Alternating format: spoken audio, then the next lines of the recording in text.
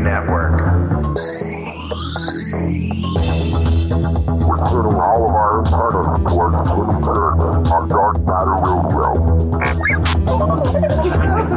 And now, your host, the captain of conspiracy, the prince of paranormal. This ain't your daddy's radio network show. This is Jimmy Church, Fade to Black.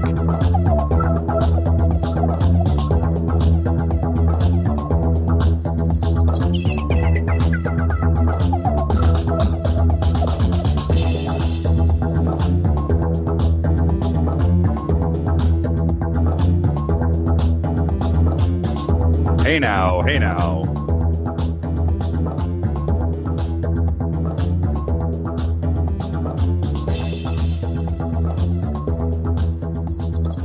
You can't see me, but I'm dancing.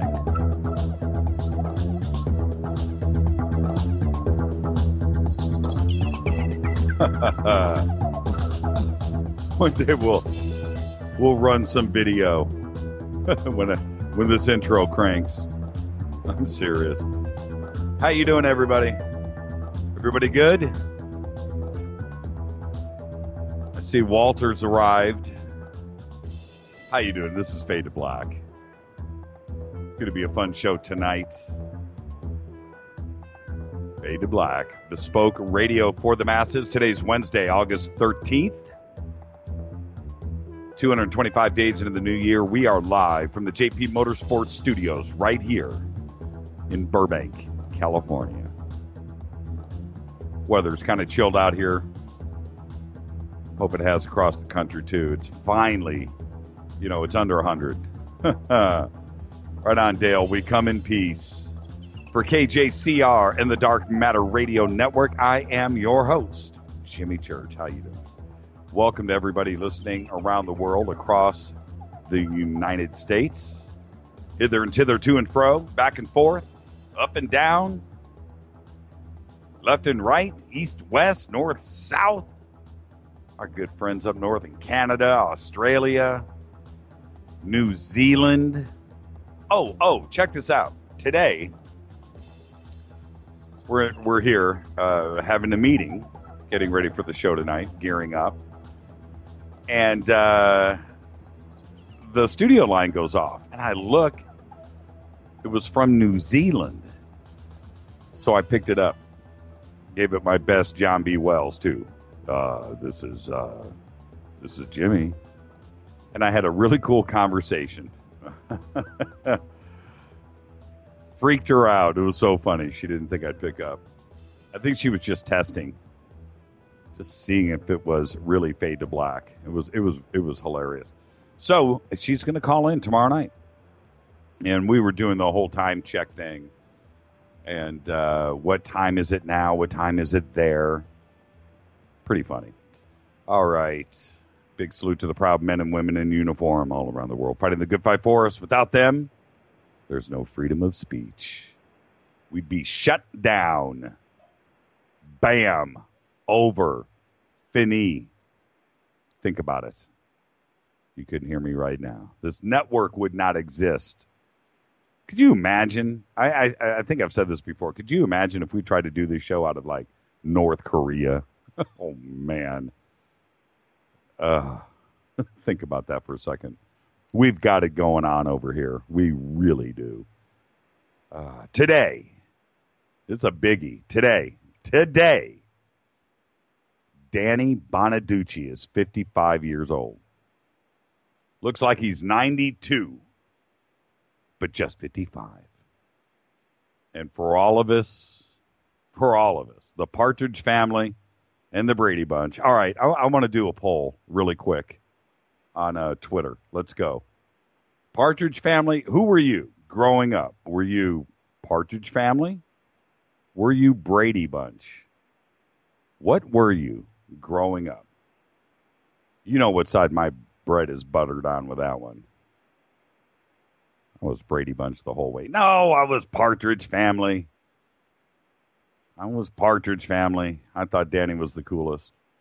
But seriously, Partridge Family or Brady Bunch? That's a tough one. That's like Coke or Pepsi.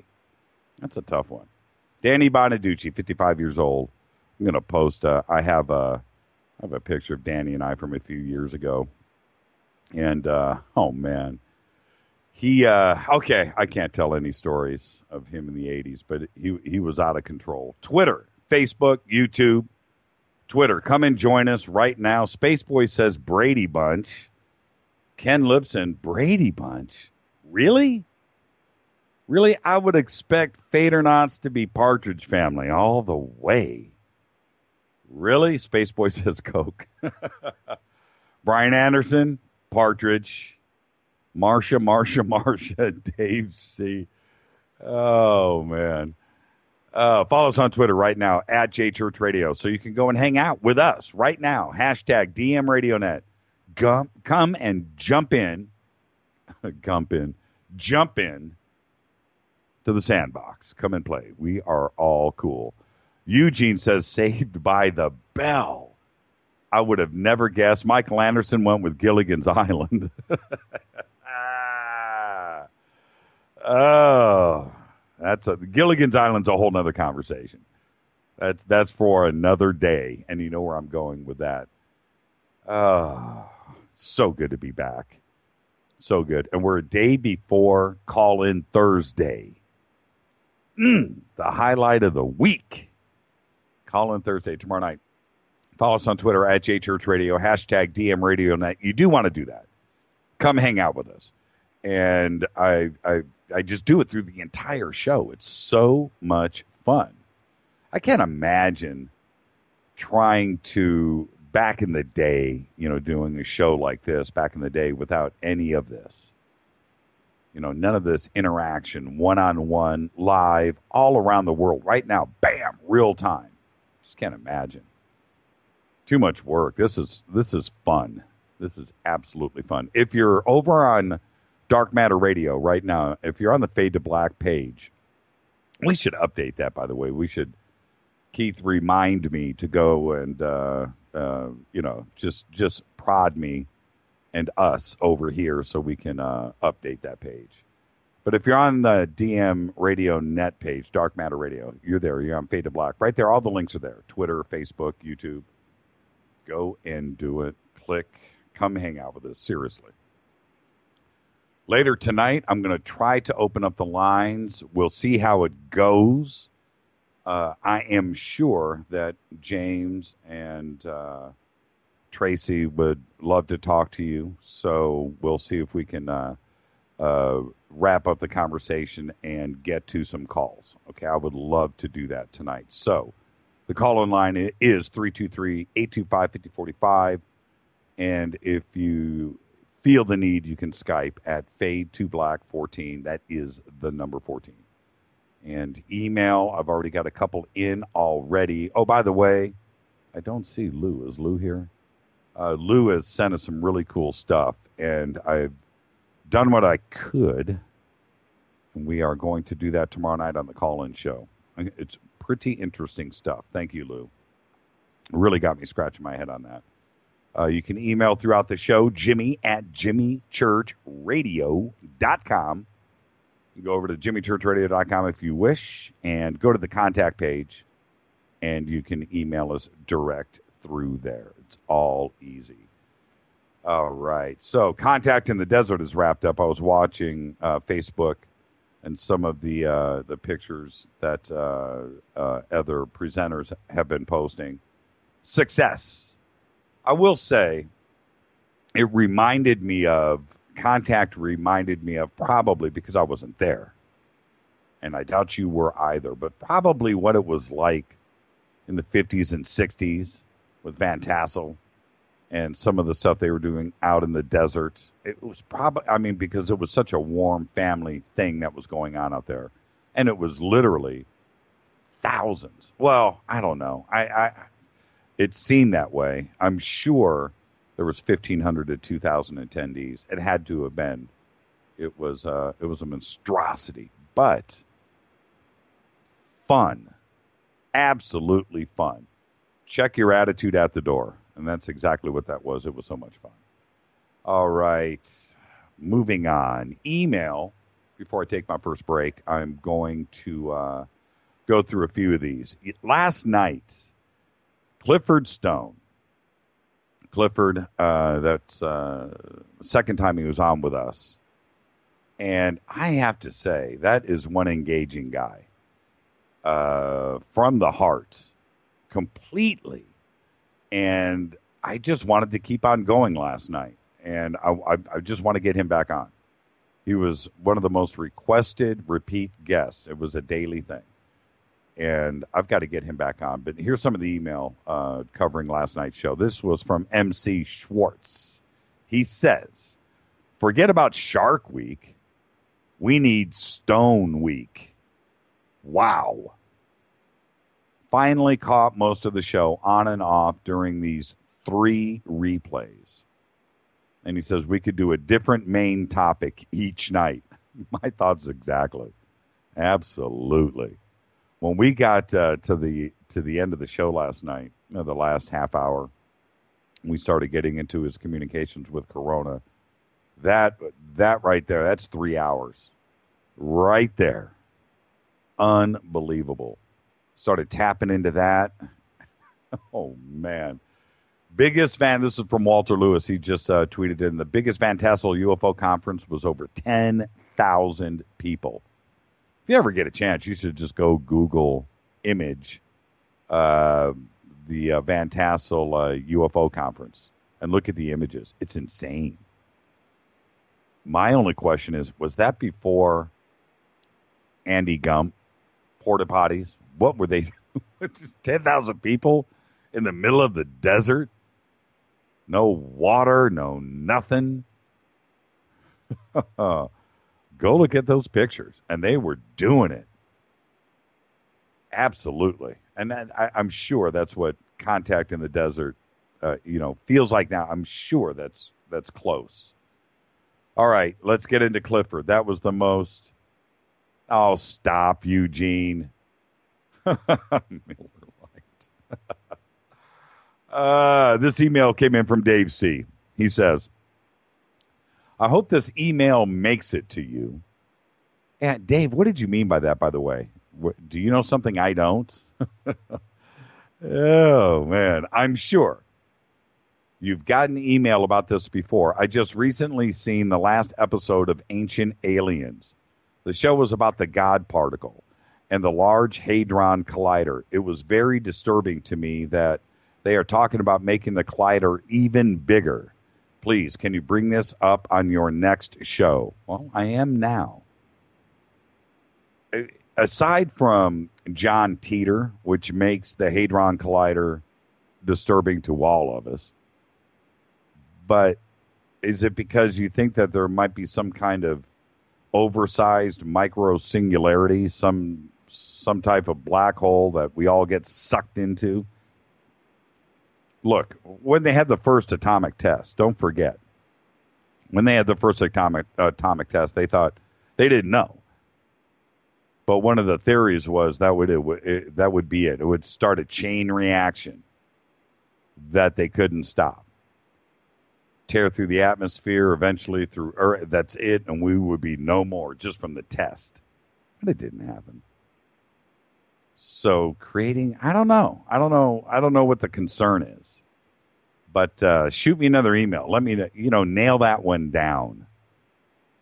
And Eugene is still trying to stir up the pot with getting a debate going with with Stu. Eugene, look, you know, man, and I understand what you're saying, but that's not what this show was about. I'm not going to bring on Stu and have him embarrassed with another guest and have that guest embarrassed. What's the point of that? It's not any fun. It's not what the show is about. James Randi. I would love to have James Randi on this show. I would love to, just to talk about what's his name, the spoon bender. Just on that alone. What's his name? From Israel. Another email. This one's from Warren. Clifford Stone. Very interesting discussion. Keith must re-air next to fill in time. Destined to be a classic. Yep, I agree. Totally agree. And it ain't because of this guy sitting in the chair. I'll tell you that right now. Any one of you could have sat down here with Clifford Stone and had the same result. That man is amazing. Absolutely amazing. Yeah, James Randi. That's a good one. Is he still alive? My goodness, he must be 100 years old. Because he was 100 in, 1970. I wonder what's going on. I think he lives in Pasadena. He's around here. That's a good one. That's a good one. James Randi. All right. Keep the guest requests coming. Absolutely.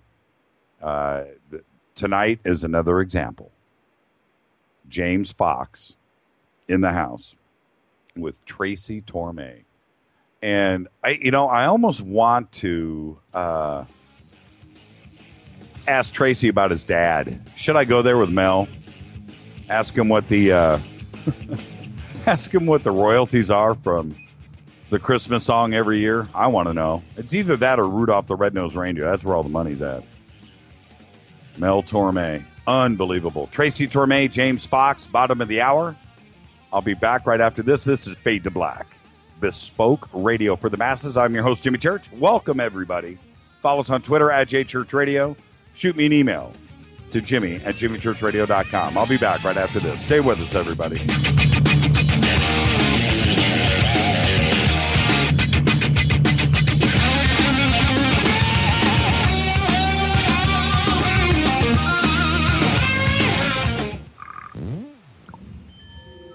You're listening to Jimmy Church Fade to Black on the Dark Matter Radio Network. What's up, revolutionaries? It's me, Jimmy Church. Do you have an IRS or state tax issue? Well, I did, and I called national tax experts. My problems were fixed, done, fini, and man, I got to tell you, it was a relief. National Tax Experts are a recognized tax office that services clients in all 50 states. Doesn't matter where you live. Give them a call. I'm telling you, they take the time to understand each and every client's individual financial status as well as their financial goals. And that's exactly what you need, my brother, when you're taking on the evil three-letter. So, seriously, give them a call today at 1-877-909-5444. Again, 1-877-909-5444, or go check out their website, www.nattaxexperts.com. That's NATTAXEXPERTS.com. Tell them Jimmy sent you.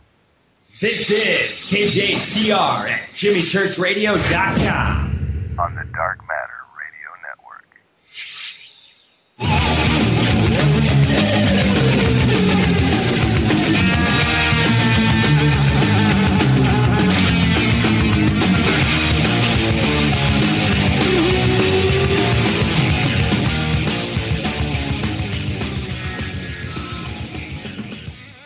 All right, everybody, welcome back. Fade to Black. Only on the Dark Matter. Only on the Dark Matter Radio Network. This is Bespoke Radio for the masses. Seriously, follow us on Twitter right now at JChurchRadio. Hashtag DMRadioNet. Mike Nesmith? Really? That's a good one. From Subversive. Douglas Trumbull from Brad Binding. Douglas Trumbull.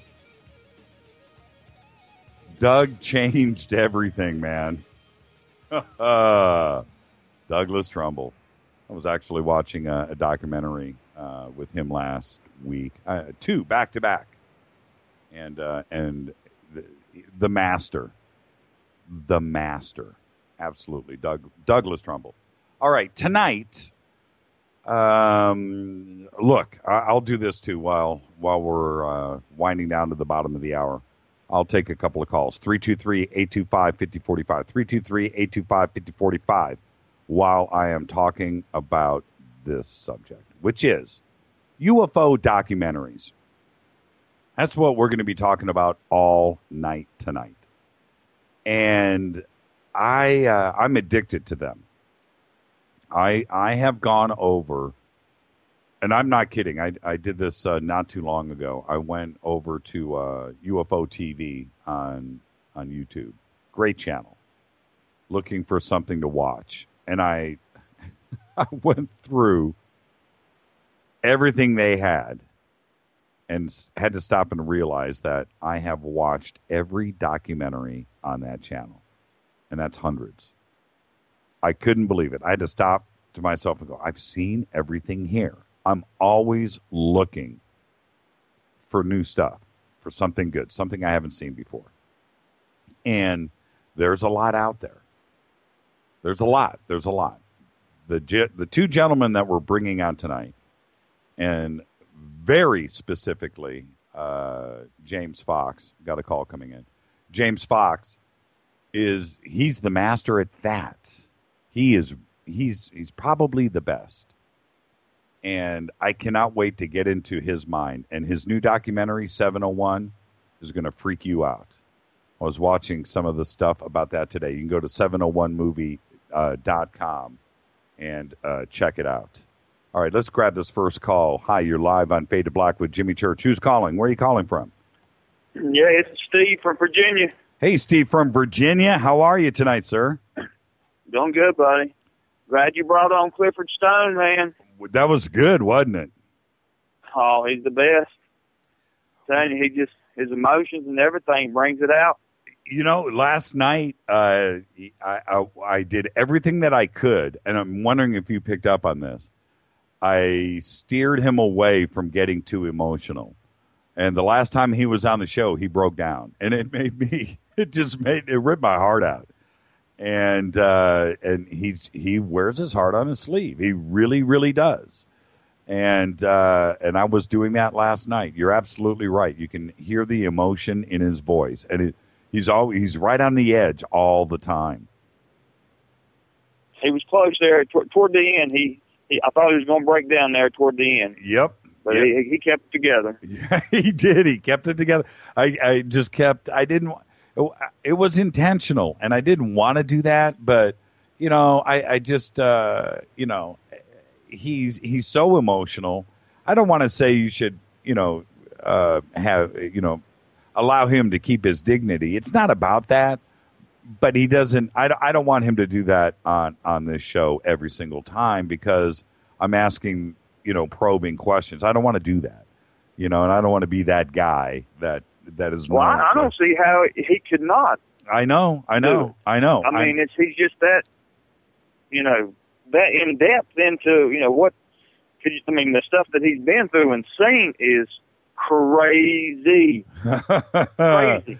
You know, one of the things that we talked about last night, let me ask you about this really quick. When we were talking about Vietnam and all of those Freedom of Information Act documents that we posted on the website last night that were mentioning UFOs and enemy copters, when the North Vietnamese didn't have any.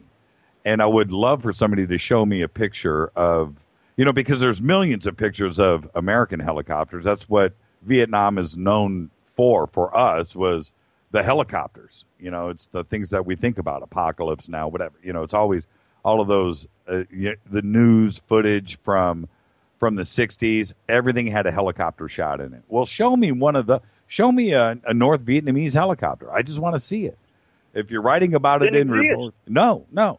Have you ever seen one? Have you ever heard of it?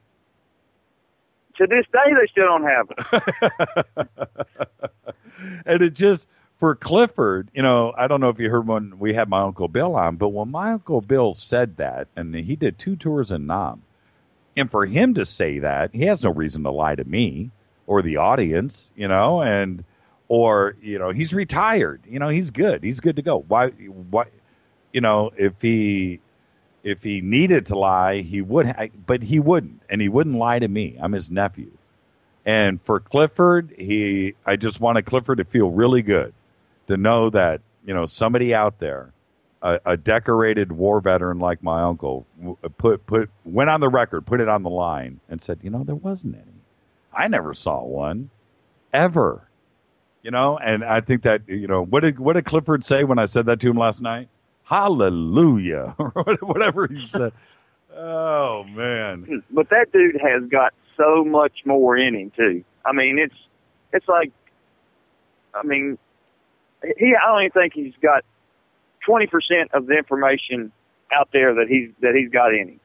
He said to me once, check this out, Steve, and I'm not joking about this. He said to me on the phone that he has got 500,000 pages of documents. 500, let me say that, 500,000. Now, you remember when you were in school and you got a ream of paper for your notebook and it was 500 sheets thick, right? 2 inches, Right. 2.5 inches. That's 500 sheets. Now, imagine that. Just think about that. 500,000. That's a trailer full. You know, that's a lot of stuff. And I don't know where it's going to go one day. I told him once, I said, bequeath it to me. I'll take care of it. Oh, thank you, sir. Thank you. You know, I was just like, man. He said, I mean, it's just like it's just like I'm just wanting to see him just bust out one day and just go into a rant. That's what I like to say on Clifford Stain. Just break out into a rant one day. yeah, you know, it would take a couple But it ain't going to happen. It just can't happen with him. Well, it would if it was in the middle of the day instead of late at night. You know, he's not young anymore. And then so catch him in the middle of the day, give him a cigar, a couple of cups of coffee, and while he's fresh, and then just go. You know what I mean? I could see, you know, with the right questions, I think he would finally open up because he is so emotional. You know, just let it out. Let it out. Absolutely. I'm with you. What do you, And he talked about, you know, that he don't do very many speeches anymore. He doesn't, you know, get out for that. But he was like, you know, he don't turn anybody away that shows up, you know, at his place to talk about this stuff. He told me off the air just that. He said, people show up here all the time. I invite them in, coffee, tea, a Coke, whatever they want, and they can read anything that I have here, and we can sit and talk. My house is always open. He said, it drives my wife crazy.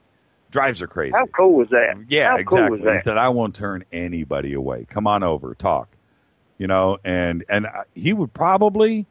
Just like the email that was earlier that I had read, he would probably come on the show every day. He probably would. If I asked him to, he probably would. He's that gracious of a man. No doubt. And it'd be a great show every day. It would. I mean, it's just that much. It's just, I mean, I'd be tuned in. I mean, I'd be right there hitting my button, you know, at my time, 10 o'clock. Are you Church Radio? Are you looking forward to James Fox tonight? Oh yeah, oh yeah. What's I your hear what he's got to say? What's your favorite UFO documentary? Oh gosh, I don't know. I mean, there's just so many. I mean, it's.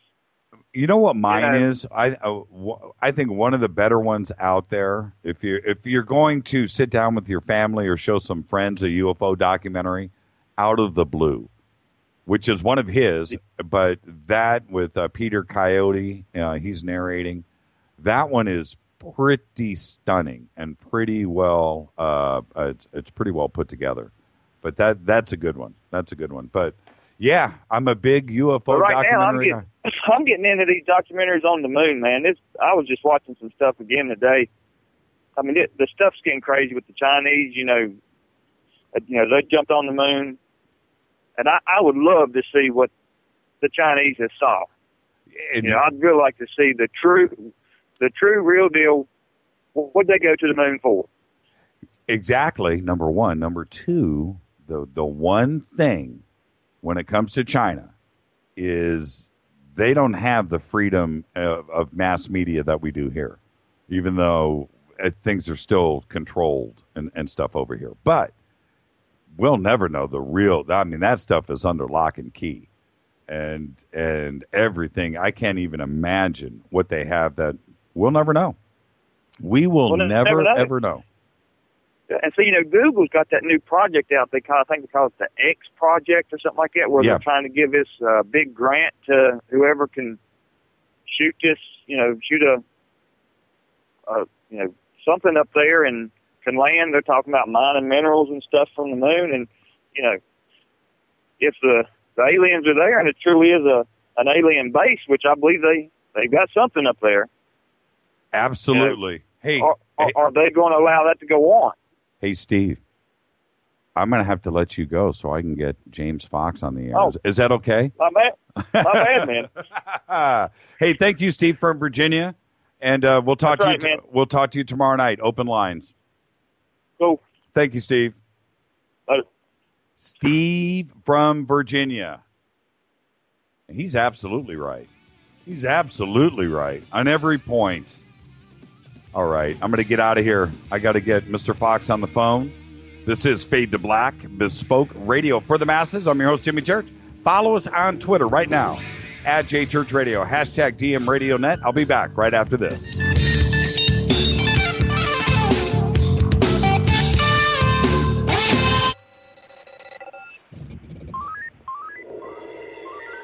Way out here, we listen to Jimmy Church on the Dark Matter Radio Network. Dark matter. Dark Matter, Dark Matter, Dark Matter, Dark Matter. You're listening to Fade to Black on the Dark Matter Radio Network. ¿Qué tal, mis amigos? Yo soy Mario Carson, el tiburón, y los invito para que escuchen a mi buen amigo Jimmy Church Radio. ¡Claro que sí! Oi, I'm Reese Evans. You're listening to Jimmy Church. This is Revolution. The revolution will not be televised. The revolution is on radio. Ciao.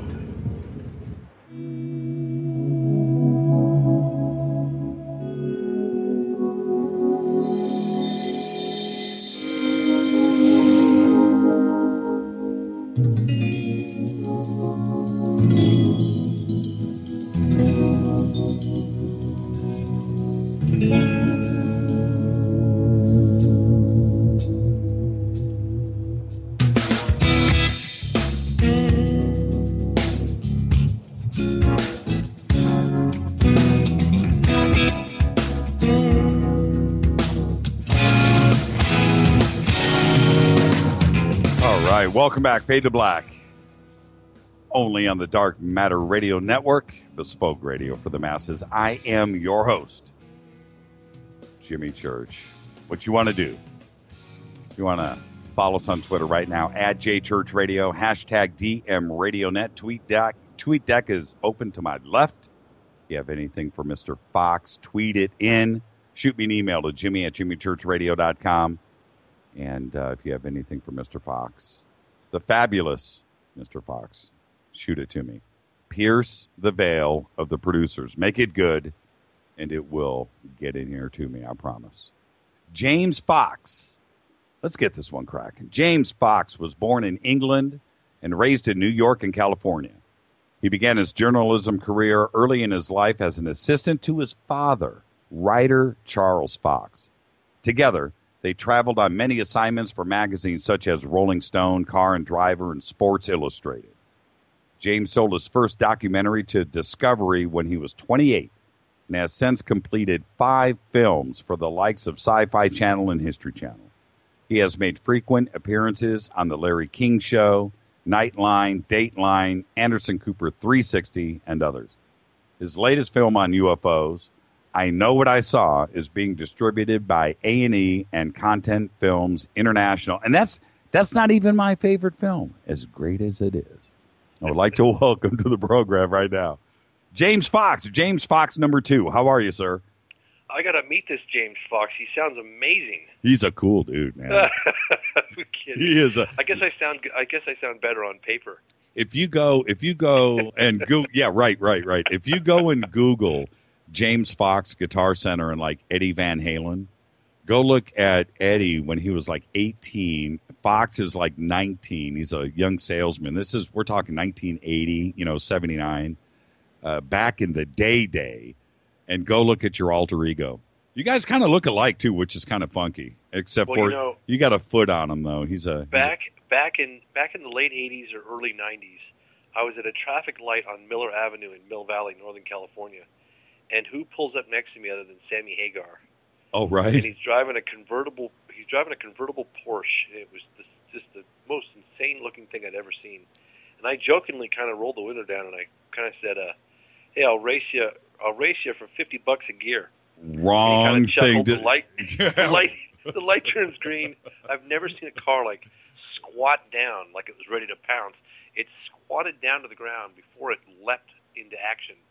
and just left me floundering in the blue smoke and rocks. He does not play. I'll tell you a story real quick before we jump into all of this.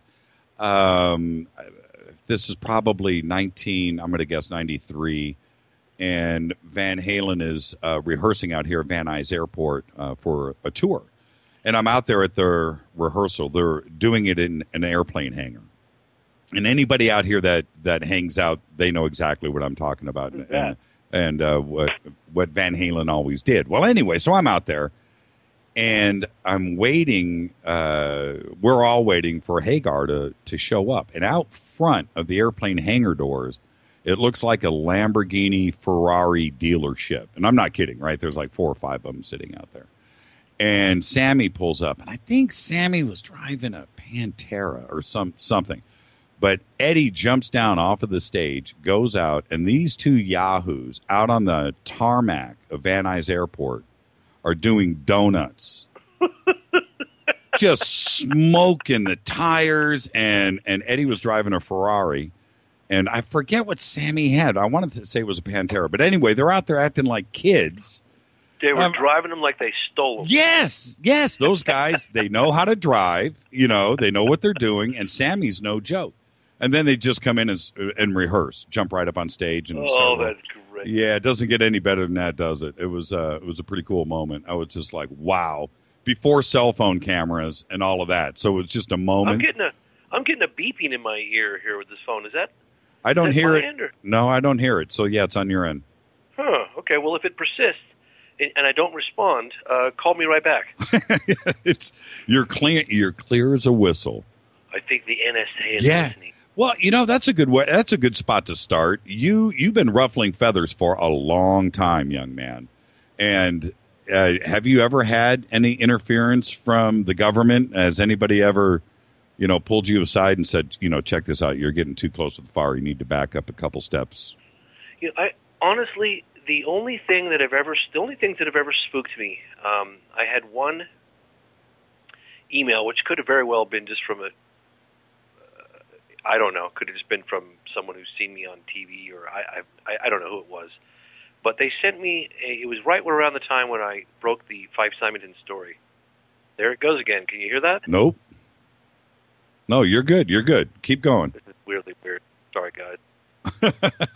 Can you hear that? Nope. It's a really loud beep as though someone's pushing a button to dial a number. Wow, that's hilarious. No, you're clean on this end, but in a second it's going to go beep, beep, beep. Your call is being recorded. Yeah, right. Well, it's a long, prolonged, it was like someone's fingers getting stuck on the button. But in any case, it was right around the time when I broke the Fife Symington story, and we had a lot of momentum, and then we did a bunch of Larry King stuff, and then we did the National Press Club event, and right after that, I got an email that said, stop doing what you're doing, or I'll put you to Z, and it had Z's that got progressively smaller, like Z. Oh, put you to sleep. Wow. That was one, and then the other time was when I was in Stephenville, Texas. We were actually it was January of 2008, and we were filming we were doing some follow-up interviews for the revamped version of Out of the Blue. There it goes again. Gosh. Yeah, just really keep weird. Going. You can ignore it because we don't hear it on this end. You guys can hear me over this. I can't. Okay. I can't hear it. There. Could you hear me over that? Yeah, you're good, man. Very strange. I wish you could hear what I'm hearing. In any case, we were on our way to O'Hare Airport from Phoenix, doing some follow-up interviews in Phoenix. We got Trig Johnson and a number of other people that saw the craft fly right over them. Amazing testimony. Right. And I get a call actually from CNN, and they said there's a huge sighting in Stephenville, Texas. We'd like to have you on Larry King tomorrow night. And I said, oh, well, gosh, I looked into the sighting a little bit, and that was the infamous Stephenville sighting case. So I canceled our trip to O'Hare because we were going to cover the O'Hare stuff. Remember the 2006 right over the airport. And I had a camera crew all ready to go because we were already on the road doing I Know What I Saw. And we just diverted our efforts we went straight to Stephenville. And we got there I actually went to New York. I sent the crew directly to Stephenville. There was I think a town hall meeting the next day, and then I did a show on CNN with Larry King, and then they flew me back into Stephenville the following morning, and we got really close to this witness, Ricky Sorrells. He was a deer hunter. And trying to give you the truncated version, but basically when we got to this guy's house, he was terrified. He was one of the most impressive witnesses I'd ever met. He's in the film. I know what I saw. And tough Texan guy. I mean, yeah, he's a big dude. Yeah, big guy, man. Yeah. Tough guy, and he was really scared. And he'd been getting harassed by the Air Force. And they said, I think he called them up. They had helicopters flying over his property, and he called the local Air Force base, and he said, "Look, stop flying your choppers. We're super low over my house at night. They were lighting them up like daylight when he'd go out, to see what was going on." And they said, "Why don't you, I suggest you stop talking about what you saw." And really kind of spooked him. And while we were out with him, a FedEx truck, and this guy was off the beaten path. I mean, he wasn't like, you wouldn't just randomly end up at his house. FedEx truck pulled up at his place, and he'd been feeling watched, and all of the production crew that were with us all felt just a little spooked. And we left the next day. But yeah, those were the only two times, really. I mean, I felt like something very major happened in Stephenville, Texas in 2008. And Ricky Sorrells is one of the best witnesses I've ever met, hands down. Yeah, and where he was out there, too, was in the middle of nowhere. And you can tell. I'll tell you what, the other thing for Out of the Blue with me was Leslie Kane. She was, check this out. I pulled this up today before we changed subjects, but I pulled this up today because Out of the Blue, I've probably watched it, I don't know, 10 or 20 times. Believe it or not, I have. Cool. Yeah, no, it's only because there's so much there, and also I got to give you credit for Peter Coyote. Because I don't know if you guys are buds growing up or why you thought of him, but he really gives a good presentation, and he's got the golden voice of doom, and so that I got that beeping in my ear again. There we go. Now you're back. Okay, no, why I thought of Peter Coyote. It's funny. So, but anyway, I pulled this up today. 4,673,635 views on YouTube.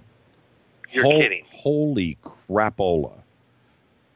Let me say that again. You didn't know? 4,673,635 views on YouTube. Wow. That's insane. That's insane. And that's interesting because it broadcast on we sold it to NBC Universal in 2002, and it broadcast probably 50 times on the Sci-Fi Channel, which did fairly well. I don't know. I think it was like the average view was 2 million or 2.4 million views per screening, or maybe the first screening. But it broadcast over several years. Right. So it must have been seen by millions of people on the Sci-Fi Channel, and but I think it. That ringing went back in the phone again. But I think it had a resurgence of life when we revamped it in 2006. Right. And then because I spent 5 years making it with my two co-producers Boris and Tim Coleman, and we ran out of steam. We ran out of money. I mean, I remember my online editor Boris was in a fetal position, begging for life basically, and I really pushed him hard. And then ran out of steam, ran out of money, and I guess that's when you're kind of done with the film. We sold it to NBC Universal, thank God, because we were all broke. And then when I got a letter from NBC Universal like 3 years later that we're not going to renew the broadcast option, I realized I'd owned it again, and then I could revisit the film and revamp it and kind of do the things that I ran out of steam with. So I spent 2 more years on Out of the Blue, which was a lot of, it's a lot of time, raising money, and then that's when we put Out of the Blue kind of on hold, and it sort of rolled over into I Know What I Saw. So there were all these conspiracies out on the internet that the government had shut me down, but in actuality, it was the agent saying, "Look, hold off on releasing Out of the Blue because it's got some parallel stuff in here for I Know What I Saw, and it could jeopardize the sale with A&E." So that's why we put it on ice. And then when we released Out of the Blue, we re-released it 2 years ago, maybe a little bit less. Right. It seems it's done incredibly well. It's on Vimeo and YouTube, and well, it's also because you've redone it so many times. It's fine tuned. It's kind of like Pink Floyd when they took 13 years to make an album, it's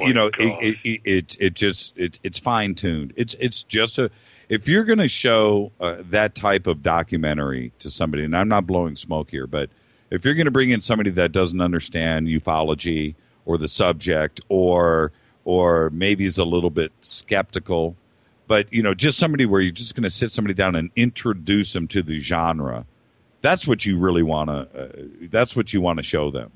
Because it's honest, it's straightforward. All of the researchers that are presenting this stuff, some of it is stunning. All of the Illinois stuff, I mean, it's just stunning, absolutely stunning. And most people outside of ufology have never heard of the O'Hare incident. And the way that Leslie presents it in the film, I mean, she's like your school teacher mom that you're going to sit down and listen to, and you know exactly what I'm talking about. Absolutely, yeah, absolutely. Yeah, it's really well done. Listen, I'm going to change gears a little bit because we're going to be talking documentaries all night. But there's one thing you and I have never talked about this, but I have to do this right now for me. I've got to talk about what happened in UFO Hunters with that prank that they pulled on. Okay. Which one is this?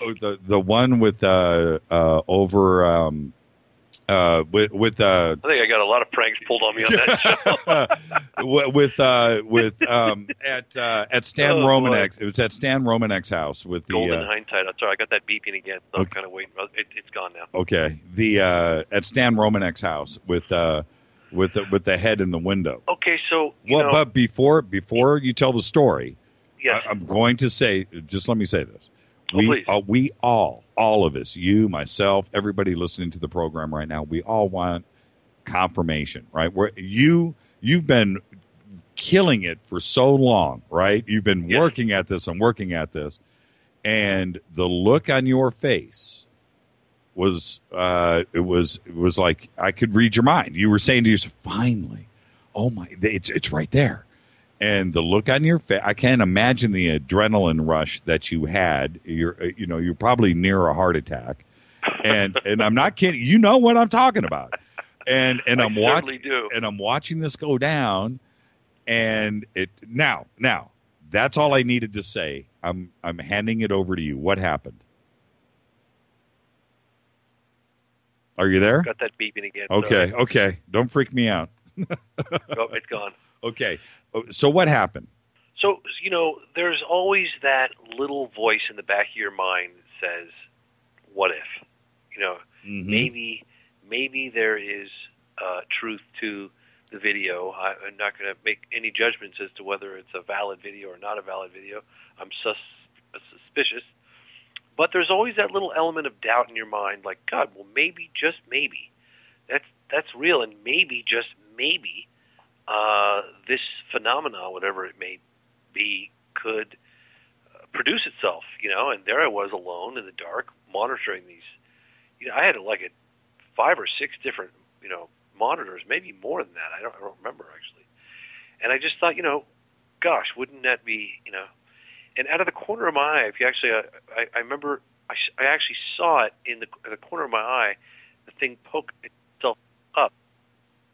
But I was in such disbelief over the whole thing that I just completely dismissed it and it treated it like it didn't happen. And but it did register in my mind, funny enough. And then it came back a second time, and it came up.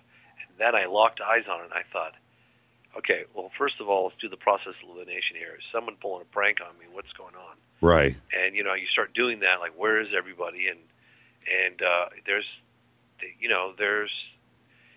that element of, my God, is this really happening? And there's the practical side of you that's saying, come on, it couldn't be happening. But they pulled that stunt on me, and I was completely in the dark about it. So there was a moment where I thought, my God, did I just think, did this just really happen, or what's, and I couldn't get a hold of anybody. I couldn't figure out what, and of course, lo and behold, it was Ben pulling my leg, but it was a pretty impressive. He did a pretty good job. He did a great job, but it was, to me, it was completely uncool. I know. It was so uncool. I got the beeping back again. Boy, I wish I could record this. You know what? You want me to take a break and we'll reset? We can do that. You want to do that? Let's just let's try it. Okay, everybody, we're on with James Fox. Let's take a quick break. Going to reset the phone lines. I'll be back right after this. This is Fade to Black, bespoke radio for the masses. Got some questions coming in for you, Mr. Fox, on email. Got like 6 banged out. So we'll get to those. Follow us on Twitter at JChurchRadio. We'll be back right after this. Stay with us.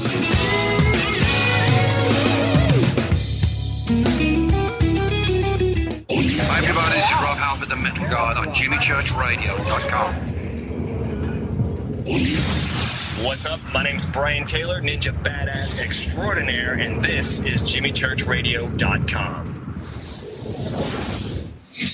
JJCR in your face. JimmyChurchRadio.com on the Dark Matter Radio Network.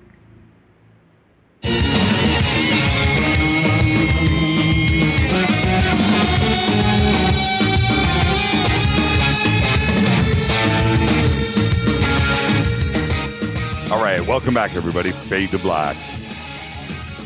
Bespoke radio for the masses. Shoot us an email to Jimmy at JimmyChurchRadio.com. That's what you want to do. You can also do it over on the contact page. You can tweet at JChurchRadio. Hashtag DMRadioNet. Jimmy, you should tell James. Hold on here. Let me bring James in. All right. James, you there? Yeah, right here. Yeah, see, you sound great. Jimmy, you should tell James about that phone call is being recorded. Well, I kind of imitated that earlier. That's from Lynn in Australia. We were driving back from Contact in the Desert. Did I tell you about this on the phone? Did I tell you about this? Okay, we're driving back from Contact in the Desert. We're talking to Keith, you know, Keith Rowland from Art Bell. And we're talking to Keith on the phone, my wife and I, rolling down the freeway. And we're feeling like we're about halfway through this phone call. We got a lot more to discuss. And been on the phone for about 10 minutes when we hear this beep, beep, beep. Your phone call is being recorded. Beep, beep, beep. It's like, what? I go, do you hear that? Because it was on the Bluetooth in my car going through the speakers.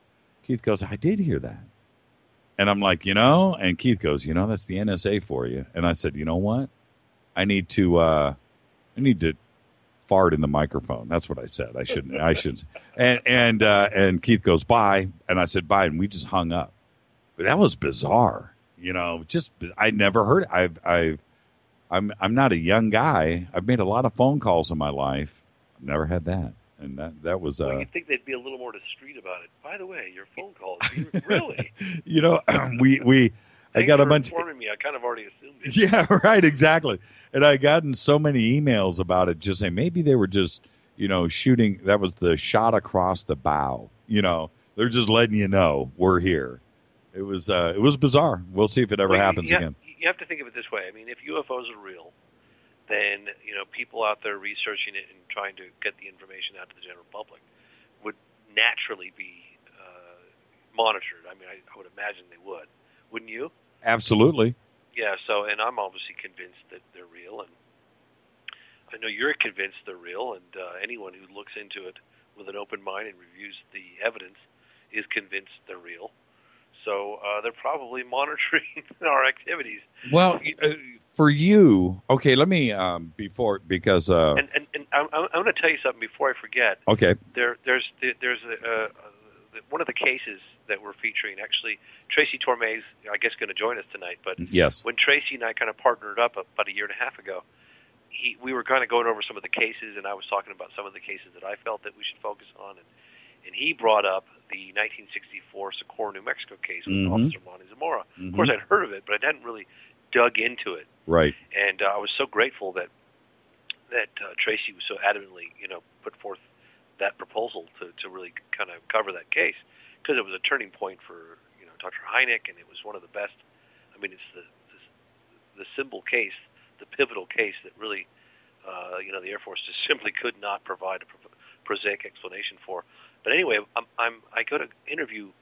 Obviously, Lonnie Zamora died in, I think, 2008, but I went and met with his wife, Mary, and I spent actually the better part of 2 weeks with her, and I got her comfortable enough to go on camera and really go through his archive. It was phenomenal. I really actually very, very much like Mary Zamora. I actually keep in touch with her, and she calls me and checks in on my new baby, and we're very, very close.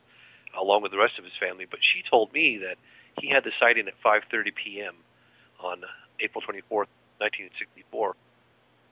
And at 6:30, the military showed up, and they took him into an interrogation room where they didn't release him until 3 o'clock in the morning. When she told me on camera that when he came out, he was white as a ghost, and he never, ever spoke to his wife about the incident ever again.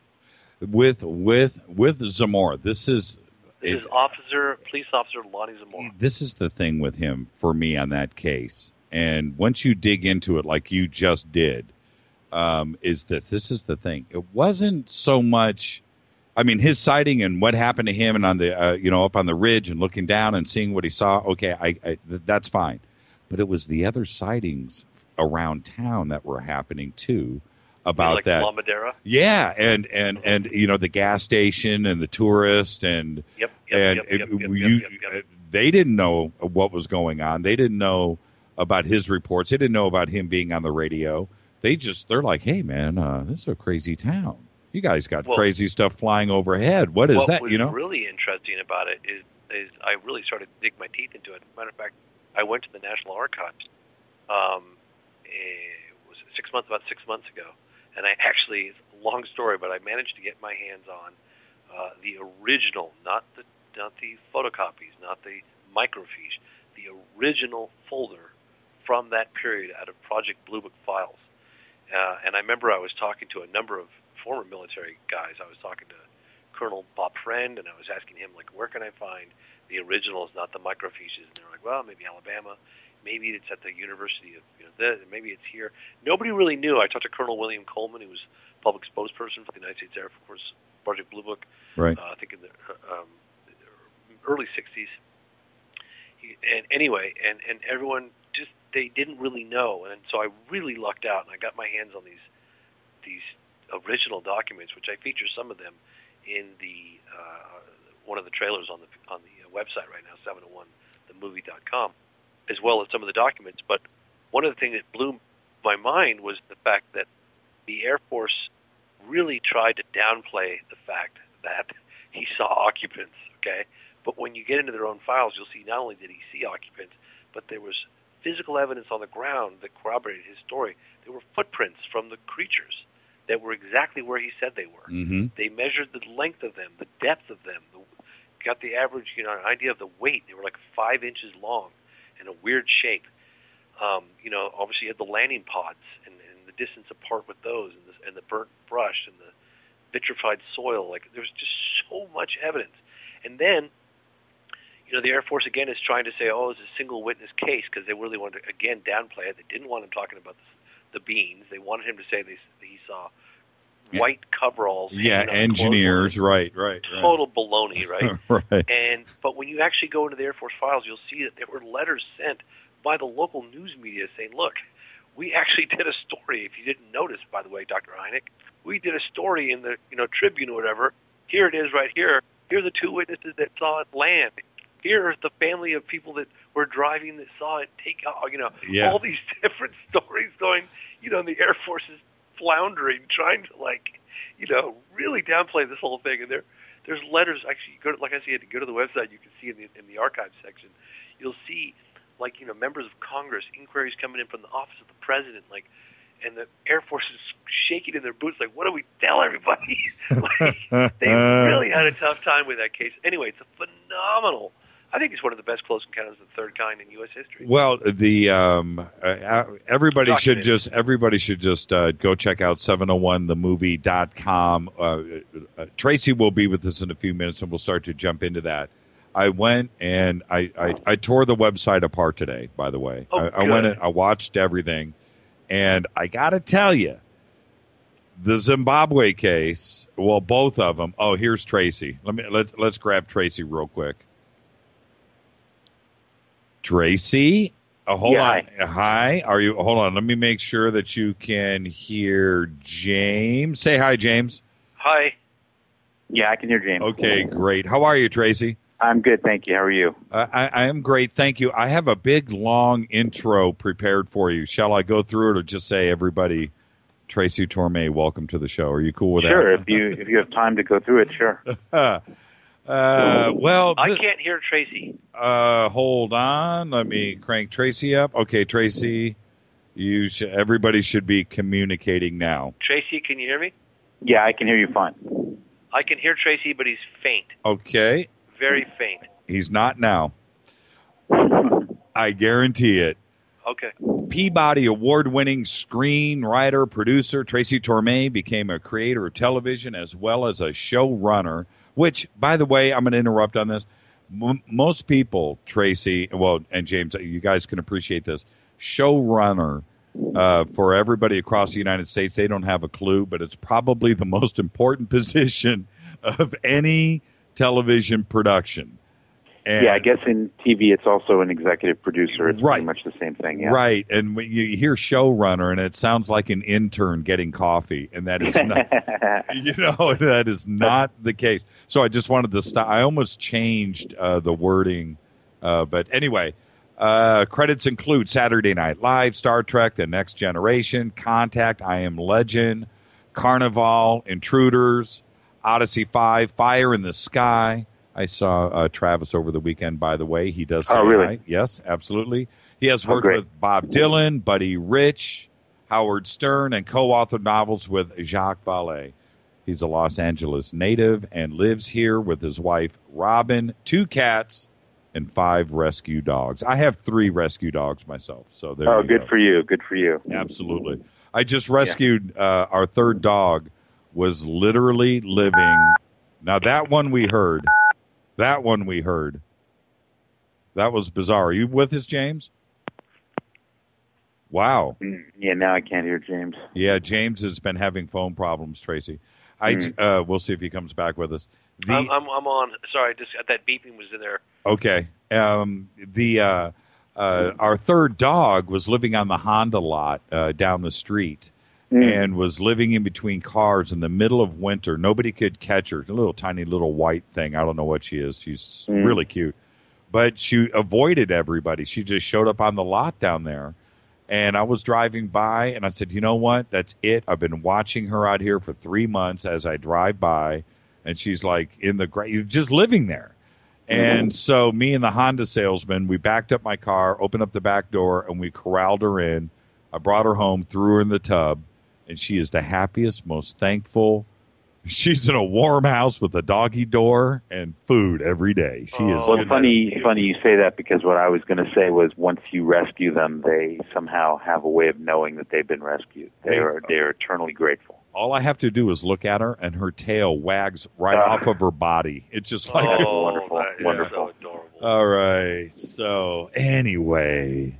Yeah, doggies. When you're a dog person like you are, Tracy, and like I am, and anybody else out there that's listening, you guys get it. The rest of you, go get a dog, and then. Yeah, boy, is that ever true?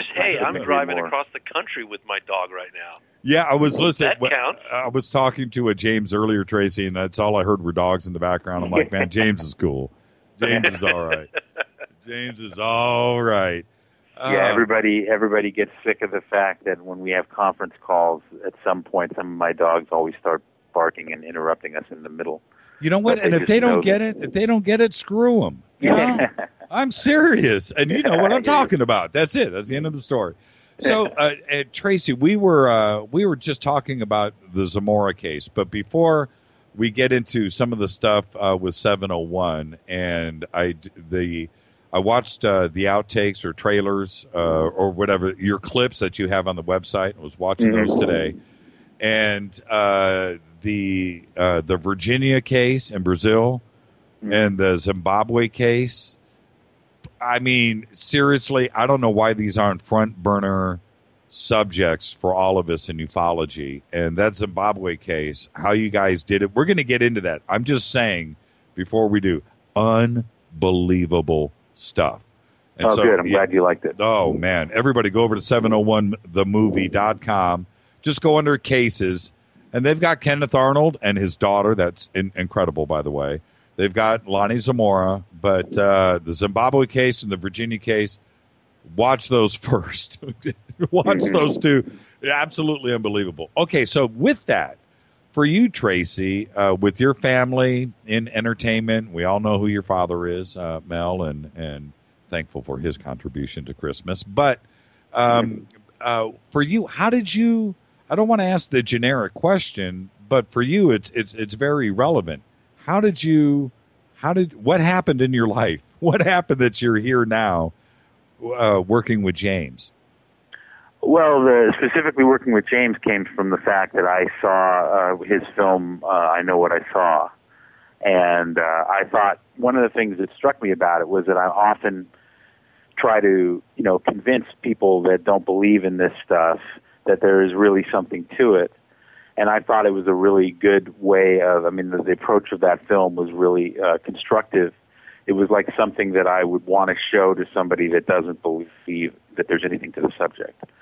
They would be able to see that film and then maybe change their mind.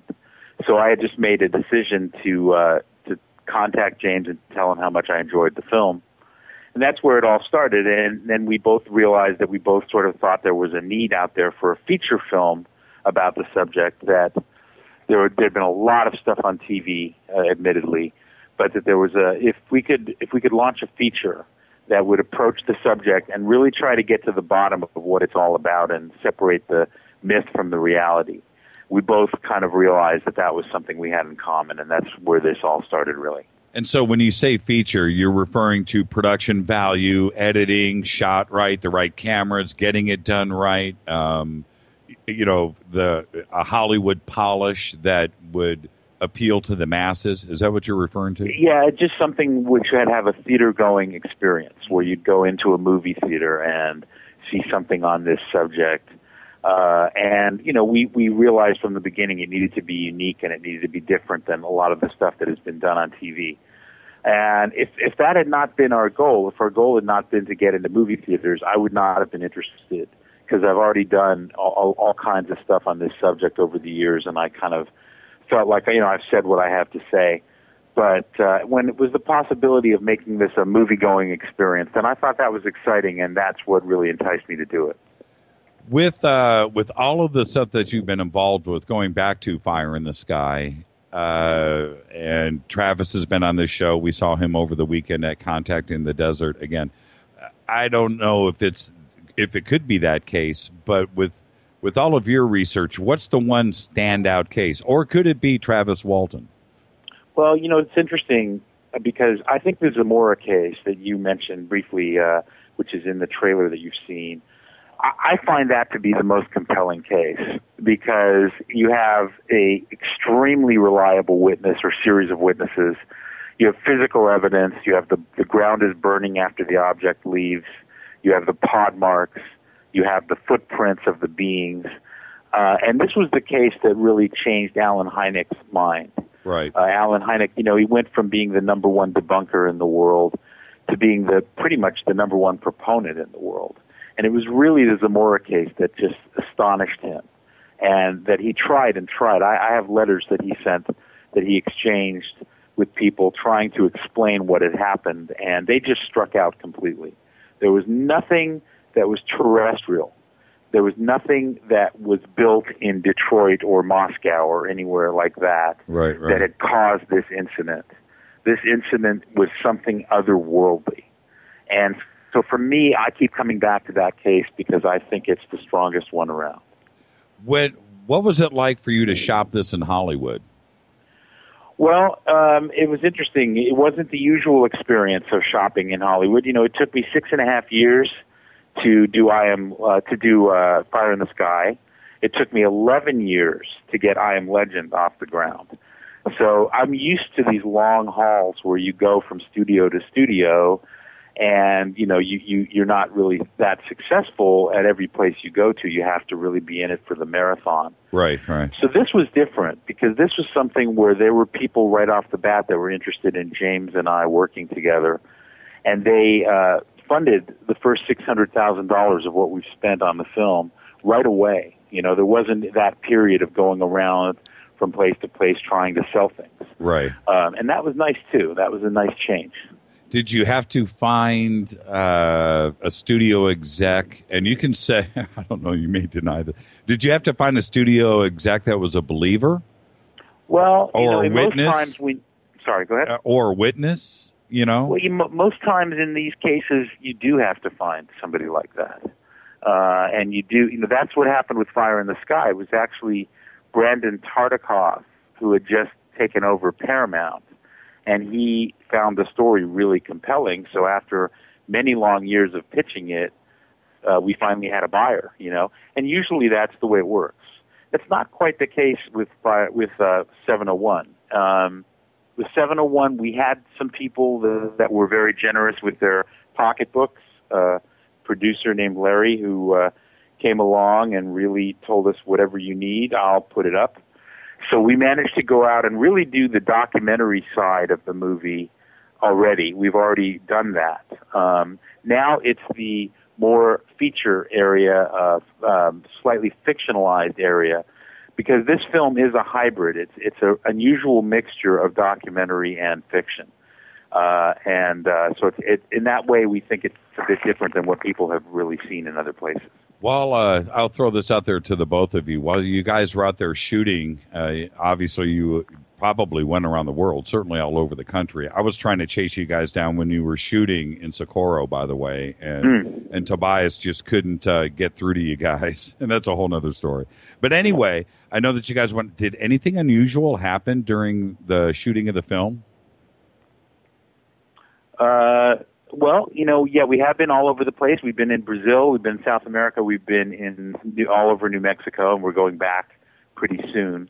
As far as something unusual happening, I mean, this is something we can't talk too much about, but we do have an inside source who has a lot of knowledge about this subject from a very high place that we have been working in conjunction with since we started.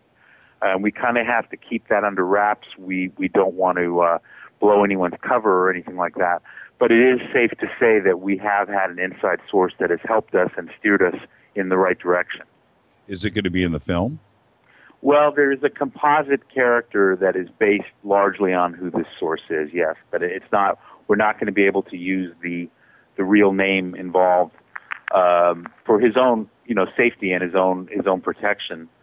But it has been valuable to us in knowing sort of what things to go for and what things to pass on. I think we've used his counsel in that way. Did you consult with him before the film, or did he approach you guys after the production had started? No, it actually started pretty early in the process where somebody became aware that we were doing this and thought that this project was unique and interesting, hopefully, and offered some assistance to us, and we've been using him as a source ever since. So that did happen actually pretty early on, before we had done most of our interviews or anything like that. Hey, James, was this somebody that you were aware of beforehand? Gosh, I can't hear Tracy at all. You can't hear Tracy at all? It's so faint, he sounds like he's on the moon. Okay. Okay, I've got him cranked now. James, the question was, this source, was this somebody that you were already aware of, or was this somebody fresh for you? Somebody fresh for me. No kidding. Yeah. Oh, man, you guys are killing me. You're killing me. You're killing me. No, believe me, we would love to be able to talk about it very openly, but we made a commitment, a very solemn commitment to protect the identity of this person, and suffice it to say that he's in a very helpful position for us. I mean, he's somebody who has inside knowledge of the way things really kind of work in this subject and who knows what and who doesn't. And one of the catchphrases for the film that we're going to use is, it's not about what they know, it's about what they don't know. And that's kind of one of the big surprises that's happened to us, is being able to find out really at the highest levels of people that take this subject seriously, and God knows there are not enough of them, but for those people that are in high places that take the subject seriously, it's really not about what they know, it's about what they don't know. This is a comment. I was going to ask this question, but this just came in on Twitter, and it's actually spot on. How can you combine a documentary style with Hollywood? How did you do? What is the approach of the film? Well, it is a really unique approach. I can tell you from working on the script that It's unlike anything. I can only think of a couple of other films that have ever even sort of gone down that road. We are doing a blend of telling a documentary type of story, but using sort of a fictional template for it. So we have a couple of major characters that are basically composite characters who take us through the film and have discussions about certain things that have happened in UFO history, which we then show elements of that documentary style. I hope that explains it. Well, it sort of does. Is it like a character, a reporter, or who is the main character? Let's just start there. Our main character is based on our source. Okay. We use a fictional name, but he's based largely on our source. So he's in the character. His in the film. His name in the film is Grayson Walker, which is not his real name. And then we have a camera person named Takasugi, a Japanese-American guy, who is hired by 701 to basically get everything that Grayson Walker has to say on camera. So we follow the two of them on an odyssey together as they get to know each other. And as Grayson Walker basically tells Takasugi the history of the phenomena and the things that we as filmmakers have decided are the most pertinent and important things that have happened in the history of UFOs, going back to the War of the Worlds experience from 1938, which we believe sort of set in motion how UFOs were going to be treated. Right. And then going back to the 1947 wave and, of course, Kenneth Arnold. Right. And going all the way through present day to brand new cases that nobody has ever really heard of yet. How are you guys? Have you guys completely wrapped, or are you in post production now? Oh no, we still have a long way to go. We've sort of done the documentary side of the film is done. We have 44 interviews in the can with people we found to be the most compelling on the subject in history. So we have 44 interviews done, and we've gone to New Mexico, we've gone to Brazil, we've gone to several places, but we have a long way to go yet on the more fictionalized elements of the movie. It's going to take a while. We're probably still about, I would say, 8 to 10 months away from coming out with this film. Oh man, that's too long. That's way too long. Somebody just tweeted, "You guys need your next documentary needs to be on the Malibu deep underwater base." I was just in Malibu all day yesterday, so that's interesting they say that. Did you, I don't know if you know this, Tracy, but we were the ones to bring that out, this show, and our team here. I brought that out. That's our little baby. And we flew over it 2 weeks ago and shot some video. It's a pretty crazy case. What do you... well, let me throw this back to James really quick. James, what did you think today when you saw those pictures for the first time? James? Sorry, that beeping is just persistent. I don't know. All I heard was first time. Oh, what did you think when you saw the Malibu pictures today for the first time? Well, I wanted to spend more time looking at it, but I mean, there's clearly what appears to be an artificial structure under there, but it's I haven't taken the time as you have to look into it further, but it's very impressive. Have you seen it, Tracy? No, I've got to admit I'm new to all this. If I'd known there was something out there to look at, I literally spent all day yesterday in Malibu, and I did not know about this. So I'm fascinated. What's this all about? It's a structure that we found in between Magoo and Doom. And you know that stretch of PCH right there. Oh, yeah. Okay, so it's dead center between Magoo and Doom. It sits about between 5 and 6 miles out into the ocean. It sits about 150 feet underneath the surface of the ocean, depending on the tide. And it is 1 mile by 2 miles. It's an oval. And then it's got a platform on the top. It's a perfect oval, shaped like an egg or like a racetrack, an oval.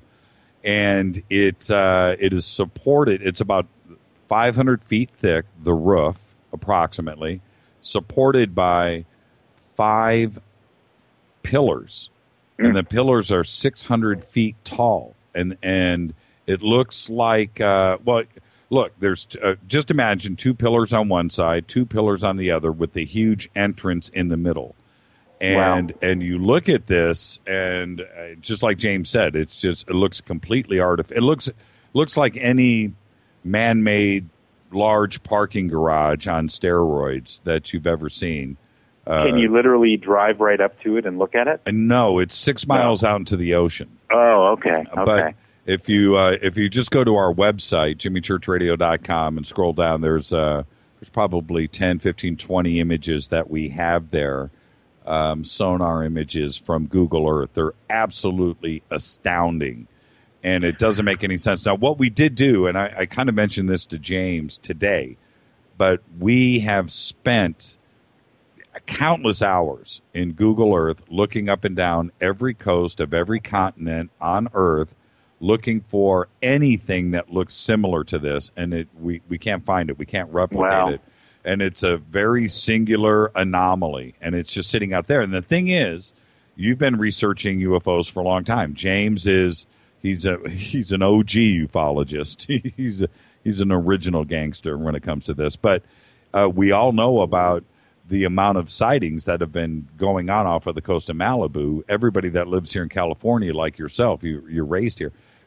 The sightings that have been going on between Catalina and Marina del Rey and Malibu for decades, and everybody's been talking about this underground base, and then we found this. Wow, that's fascinating, because it's such an amazing place, Malibu. When you're out there, you definitely feel a certain amount of spirituality, or whatever you want to call it. So I'm in some ways not surprised, but I've really got to look into this. It's really interesting. Yeah, it is, and so we'll talk about it off air after you take a look at those pictures. It's absolutely, it's one of those things. I told James today, and I warned him. I said, "Man, your life's about to change," and I warned him. I said, "Man, when you see what you're about to see, you're gonna trip." And it was like that for me and for everybody else that sees him for the first time. You know, whether you want to call that natural or man-made, it doesn't matter. The structure itself is unbelievably large, and it is there. This isn't on the moon. This isn't on Mars. This isn't on Jupiter. This is in Malibu. It's right there. And, so we're continuing the investigation. You know, we're planning, we're working so hard with a couple of other people to get this boat lined up, and we're going to get out there and get some ROVs in the water. It's horribly expensive to do, but we're very close to finally getting this done so we can announce it. It's not that deep either. I mean, you can actually go with a submarine or something and explore that, right? Yeah, exactly. Well, remember, to the top of the platform, that is only 150 feet. That's the limits. Yeah, that's the limits of diving. But then after that, you've got to go another 500 feet to get past the roof. So now we're getting. Well, you could get a submersible submarine. You can. Submarines that can do that. You can. It just gets expensive once you get past a certain level. Of depth. Once you get past that, you're really getting to only a few things in the world that can get down to that depth. Well, I have a couple. Well, when was it first discovered? How long have you known about this? Because I did a piece on the BP oil spill, and I met Dr. Sylvia Earle, former head of NOAA. Right. She has those submersibles that are totally affordable, 1- and 2-man submersibles. Yeah, they go down, I think 3,000 feet or something, I think. Yeah, 3,000 feet, 2-man, and we have so much help out there, people helping us with different ways and different ideas. Certainly the best way to do it at first would be with ROVs, unmanned. Just drop some cameras in the water and get down there. To answer your question, Tracy, you said, when was this discovered? We did it on May 12th. Of this year, and that was the original press releases that we did, and then we announced it on the show 2 days later. And then about a week later, was at UPARS with Steve Murillo. You know Steve, James. Mm-hmm. And, of course you do, Tracy. My bad.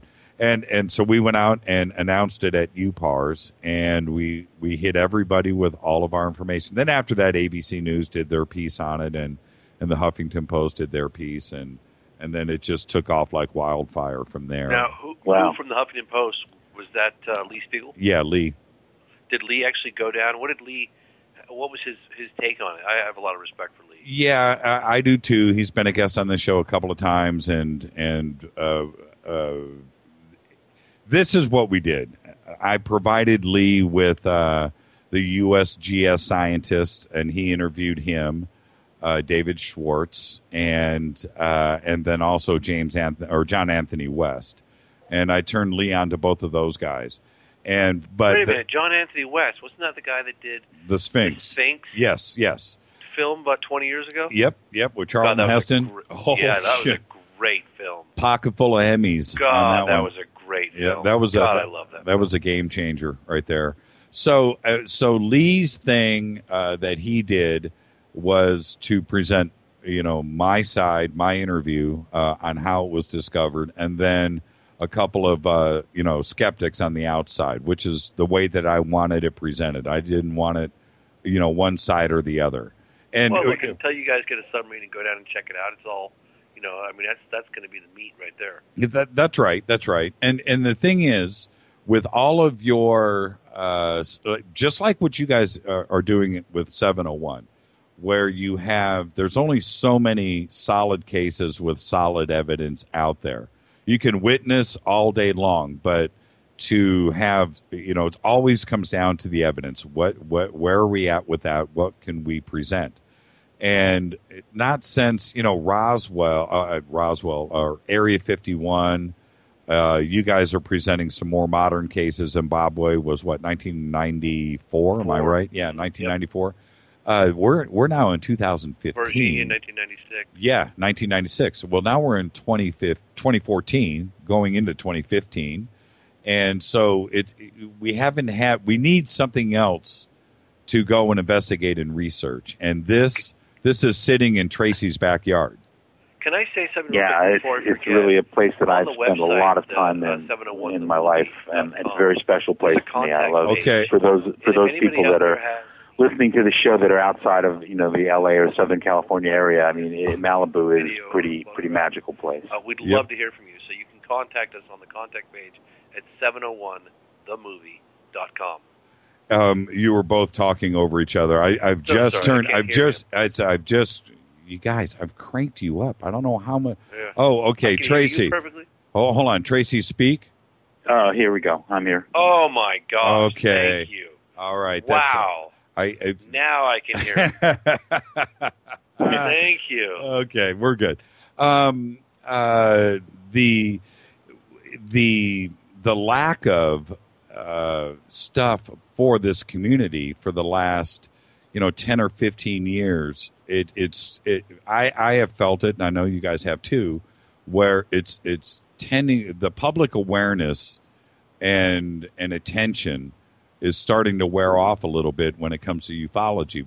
Part of it is we're in a mass media 20-minute news cycle. It's not even 24 hours anymore. It's just like bam, bam, bam, bam. And attention spans, when we look, check this out. This is one fascinating thing for me. It's this. We had MH370 go down 6 months ago, disappeared, gone. A couple of 228 people passed away. We don't talk about that today. MH117, you know what I mean? Just a few weeks ago, shot down, tragically, but we've moved on. News cycles are just bam, bam, bam, bam. 20 years ago, we would still be talking about those events because the news cycle was much slower. Look at Amelia Earhart. We talked about that for 25, 30 years. Constantly investigating all the time. It never went away. But the attention span today, because of the way it hits the public, it's got to be fantastical and it's got to be immediate. And then the next day they move on to something else. Do you feel the same way? Yes, I think there are a couple of things at work here. First of all, I think the media has really done a really poor job of reporting on UFOs over the years. I mean, I think they've really missed the boat on it. They've bought into the idea that it's very silly, and they just, you can't really see something on a news show about a UFO sighting without the obligatory comment about little green men. Right. Somebody has to say it, and then somebody has to chuckle about it, and et cetera, et cetera. Yep. So I think in general, it has not been covered well. But on top of that, there's another theory that I personally have. I personally think we have not seen nearly as many videos as we should be seeing. Okay? In other words, if you look back at the way the phenomenon has been over the years, and the fact that so many people now carry video cameras with them everywhere they go, there should be more videos. And a lot of pro-UFO people get angry with me and say, oh, there are videos all the time. But, I don't think that's really true. I think we're not seeing the number of videos that we should be seeing. The question is why? And in my opinion, the subject itself is self-concealing. Okay, what we learn about UFO incidents, we learn in spite of the forces that are behind the incidents. It seems to me there's a pretty clear pattern that whatever they do, they really don't want to be landing on the White House lawn. They don't want to be, on the Larry King show. They don't want to be coming forth in a very public way. So I think there is a stealth-like quality to UFO events today. Whatever the intelligence is behind UFO events, whatever non-earthly intelligence it is, I think it's aware that people now have video recorders with them all the time. So I think they've actually taken steps to conceal themselves. And I really believe that's about the only thing that makes sense. Have you guys seen the Nick Menza video out of Studio City? Happened 2 weeks ago on the supermoon. James, have you seen this? No, let me. I'm going to take a note of that. Nick Menza. Nick Menza. We're going to do you know what, Tracy? You're in town. I don't know if James is, but anyway, we're going to do a presentation next week. We're going to do a live broadcast from UPARS in Studio City. What happened was this: Nick Menza is the former drummer of Megadeth. Well, okay, I'm saying that, but wait a minute, is this the guy that saw it on his front lawn? Yes. With his son? Yes. Yes, now I've heard that's pretty impressive. That is an insane video. Now, let me tell you about this, Tracy. He's a very talented, he's a big time drummer as far as, he's a world class guy. His dad was Don Menza, jazz saxophonist. Well, anyway, James is a legit guy.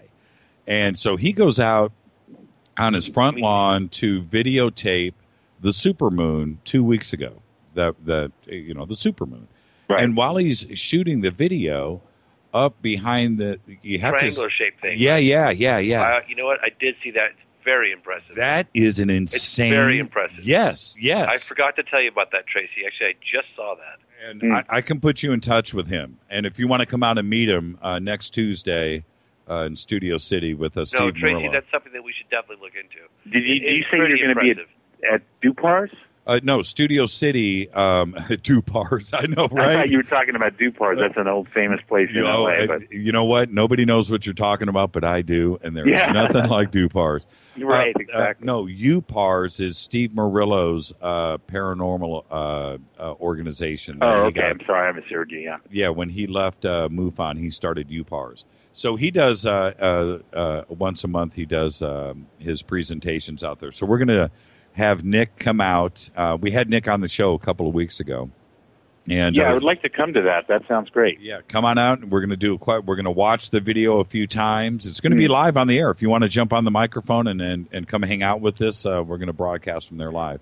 But if these things are really flying around as much as those of us who believe that they are, don't you think we should be capturing it more often on video? I mean, this may be a great video, the one you're talking about, and I'm looking forward to seeing it, but there haven't been a whole lot of those. No, there haven't. And I bring that up every night on the show here, Tracy, and it's just we are in an era of all of us, you, your family, your friends, James, your family, your friends, every listener on this program right now, their family and friends, has a house full of video cameras. Mm-hmm. A house full. Every kid has got a cell phone. Your grandmother has got a video recorder with her. So everybody is walking around with the capability of shooting video these days. And so with all of that, where's the increase? We should be seeing more, and we are not. In fact, we're seeing less. Yeah, it's a very interesting question, isn't it? And I think it's not an accident. I think that, again, that the intelligence behind the phenomena is well aware that we have a lot more video cameras. And I just think for whatever reason, and it can be, you can speculate about it from here till doomsday, basically, but why is it that whatever they're doing here needs to remain so clandestine? And that's, to me, the pattern that's been around for 70 years. I mean, when we do capture something, when we do come across a great abduction case or anything like that, it's not because they want us to. We sort of find out about it in spite of their efforts. That's what I firmly believe. Why do you think that is? That's a well, great because point. I think whatever their agenda is here, they have made the decision it's better for them to not be that well known, to not be accepted by the general public, to certainly not be accepted by scientific circles or whatever.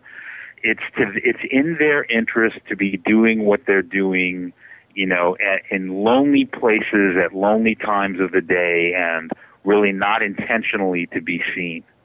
You know, certainly if you buy into the abduction stories, one of the things about abductions is that the witness is their memory is erased through some sort of post-hypnotic suggestion, and they're not really meant to come out and tell the world about what's happened to them. That happens in spite of their efforts. So I think the same thing is true about the video. I mean, it's just those of us that believe this is a real phenomenon have to be honest and admit that there have not been the numbers of videos that we should be seeing. And again, like I said, I don't think that's an accident. What do you think about, I'll throw this out to both of you, what do you think about Stephen Greer's approach of contacting? I can honestly tell you that I 100% disbelieve in it. I just don't think it's for real. I happened to get to know him in Colorado a long time ago, and I saw some things that were very disturbing to me about his presentation, and I don't believe it works that way. James? I'd have to take the fifth on this one. Yeah, I do too. I do too. I take the fifth. But this is the thing. I've had a couple of close friends talk to me about their experiences with that type of contacting, and they were astounded, and they were left speechless, and they don't know if it was coincidence or what, but definitely things happened with them. I haven't done it. I've been invited. I haven't done it. So, you know, but it seems like it's, I want to say this right. Again, I want to kind of plead the fifth, but it seems a little too easy. But I have to go back to you know, extraordinary claims require extraordinary evidence. I hate to say that, but or repeat that or quote that from Carl Sagan, but it's true. You know, if you're going to claim that you're in, you know, contact with ETs and that you can vector them in, you better have some pretty damn good evidence to back those statements up. Otherwise, you're going to sound like a screwball. I mean, it's, you know, it's so we're already ridiculed enough. You know what I mean? Right. You know, but if you're going to make claims of that magnitude, you better have some very good evidence to back it up. Otherwise, it's really opening yourself up to ridicule. I'm going to throw this back to Tracy then. Tracy, when you were with him and you were watching, did anything happen in the sky? Well, it was in Crestone, Colorado. There was an informal gathering of people that all came from all over the country to meet there, and that's where I met Stephen Greer. And Stephen Greer claimed that the saucers had been following his car all the way across Colorado, and that they had been going into the CSETI logo in the sky as a tribute to him on the ground. And as soon as I heard that, that was it for me. I mean, I just can tell you flat out, I don't believe aliens are coming here from some great distance to do promotion for Stephen Greer in the sky. I mean, I'm sorry, maybe this maybe a lot of your audience disagrees with me, but I just don't buy that. And that was the starting point for me when I first met Greer, and it got worse from there. I mean, I literally, he was out trying to hustle people into giving him thousands of dollars or hundreds of dollars to go out and see UFOs in the sky. And I spoke to somebody who went with him and claimed that there was an airplane flying overhead, and he got all excited and started telling everyone it was a UFO. That's really been my only experience with him. I can't really say that I, have ever paid much attention to what he's had to say since then, because that was such a turnoff to me. Send all email to Tracy Torme at AOL.com. Yeah. So, I mean, and I'll tell you something else, Jimmy, that this movie 701 is not going to make everybody happy in the UFO community. There are going to be positions that we take on the phenomena that are not in line with what a lot of other people believe. For instance, this will probably make me very unpopular, but I believe 95% of UFO cases can be readily explained. And I think you really have to separate the wheat from the chaff. And you look for that 5%, like the Zamora case, the 5% that cannot be explained. That's where 701 itself, the title, comes from. And I think that we're going to make the case that the great majority of stuff that has been put out on the subject is disinformation and misinformation. And if you really, really are interested in getting to the truth about it and getting as close to the phenomena as you can, then you have to be, although this may sound boring, you have to separate the wheat from the chaff, and you have to readily admit that 95% of the cases are nonsense. It's that 5% that are just so intriguing and so interesting and so strange. But to finish up, I think that the 5% are, again, what I was saying earlier, these are the cases that we find out in spite of the efforts that are made to conceal them, not because they're here to land on Earth and go find the Stephen Greers of the world and say, hey, we're going to appear in the sky tonight, charge people a few $100 and head on out and come take a look. I just don't believe that's how it works. Can we change gears for a second? Sure. I want to talk 701, and I want to talk about the Zimbabwe case. And and listen, I'm just going to let everybody know I'm counting now. There's 5 calls backed up. If we have the chance, we will take some calls a little bit later. But and I'll announce when the phone lines are open. So, yeah, everybody wants to chat with you, and I've got email is just coming in. I want to talk about the Zimbabwe case. Now, there's first off, kudos. I don't know how you pulled it off to jump to. Let me ask you this, and everybody should go over right now. Go over to 701themovie.com. Go to cases, click on Zimbabwe, watch the trailer that they have there, and the thing is about the case for me is you were able to chase down. Were those the same children that were interviewed by the news that you then interviewed? So absolutely, there's a story behind that, but yeah, absolutely. Okay, because that blew my mind.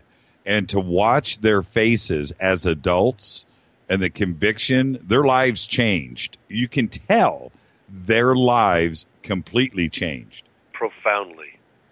Okay, let's start. For most out there, they probably have never heard of this case. And again, congratulations for getting it done and doing it and presenting it like you have. What happened? Just take us back to the schoolyard in 1994. Oh, and by the way, I will just let me say this to everybody. If you go over to Twitter, at JChurch Radio, hashtag DMRadioNet, we just posted the Nick Menza video if you want to go and see what we're talking about. And one of our producers just posted the 701 stuff, too, in Twitter, too. So, okay, take us back to 1994, into the schoolyard. What happened? Well, I'm going to talk over this beeping in my ear once again.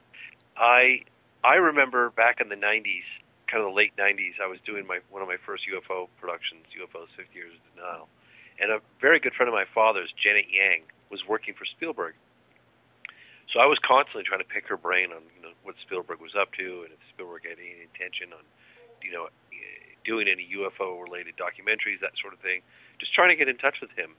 And the only response I got from Janet was that she said that Stephen felt there was a case in Africa that had just happened, that it was the best modern-day close encounter of the third kind, period, anywhere on Earth. So that was the first time I'd heard of it. And then, Dr. John Mack, Harvard University, grabbed a camera crew right after it happened in 1994, and he went to Zimbabwe, and he documented, within a week or two, all these children. There were just under 200 school children, ranging in the age of 8 to 12. And Dr. John Mack had gotten hours and hours of incredible interviews and drawing and illustrations of what these children had seen. And I think he said at the time that he would rip his Harvard diploma in half if these children were lying. He was very, very... Nobody tells the truth like a child.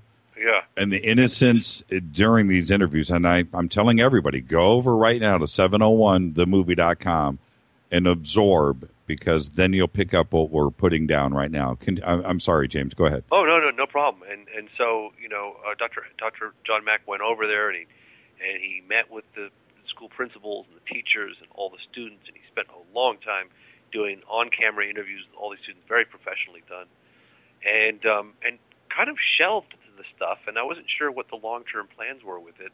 But then, as you all know, that Dr. John Mack was struck by, I think it was a truck in London. Looked the wrong way. I don't think there was any conspiracy there, but died. And so I think a lot of that material just kind of was collecting dust. And I found out in 2007 at the National Press Club event I did with Leslie Kane that one of the patients of sorry, I was trying to think of his name in a second. But in any case, Leslie had introduced me to this guy, Randall Nickerson, who apparently had some experiences, and he had a relationship with Bud Hopkins, and he'd done some regressions and that sort of thing. And somehow Randall ended up with a lot of this material from the Dr. John Mack Institute.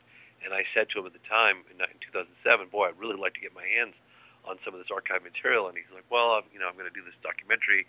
So every year I pestered him, every year. And finally, in 2013, late 2013, December, he agreed to let us, 701, license the material. So we got all of the material we could license, 10 minutes, roughly 10 minutes of the archive material. We have it all. And then on top of that was the fact that he put us in touch with these witnesses today. So I remember at the time telling Tracy how excited I was about this, and my co-producers, they hadn't really been following the story like I had been following it. Right. But I was really, really excited to get my hands on this archive material, which we did.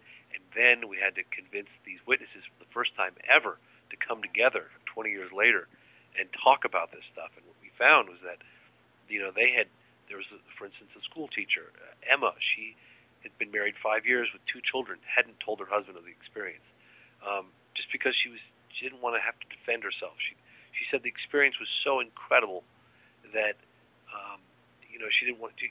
The only thing that was unpleasant about the whole thing was how the adults, after the fact, sort of extracted the stuff out of them. They described it as like having an encounter in the wilderness when you come across a very rare wild animal, and there's this moment, this sort of standoff moment where you're sort of observing with curiosity each other, and moment of intrigue and curiosity and innocence, and that's what it was like. This whole experience with them. It wasn't like a quick, ambiguous close encounter. This thing went on for 15 or 20 minutes, and these children got within arm's reach of these beings, and it affected them profoundly. And there was telepathic communication. We got so many details on this, and Randall Nickerson has actually done a lot of work on this, and we managed to get all of the archive material.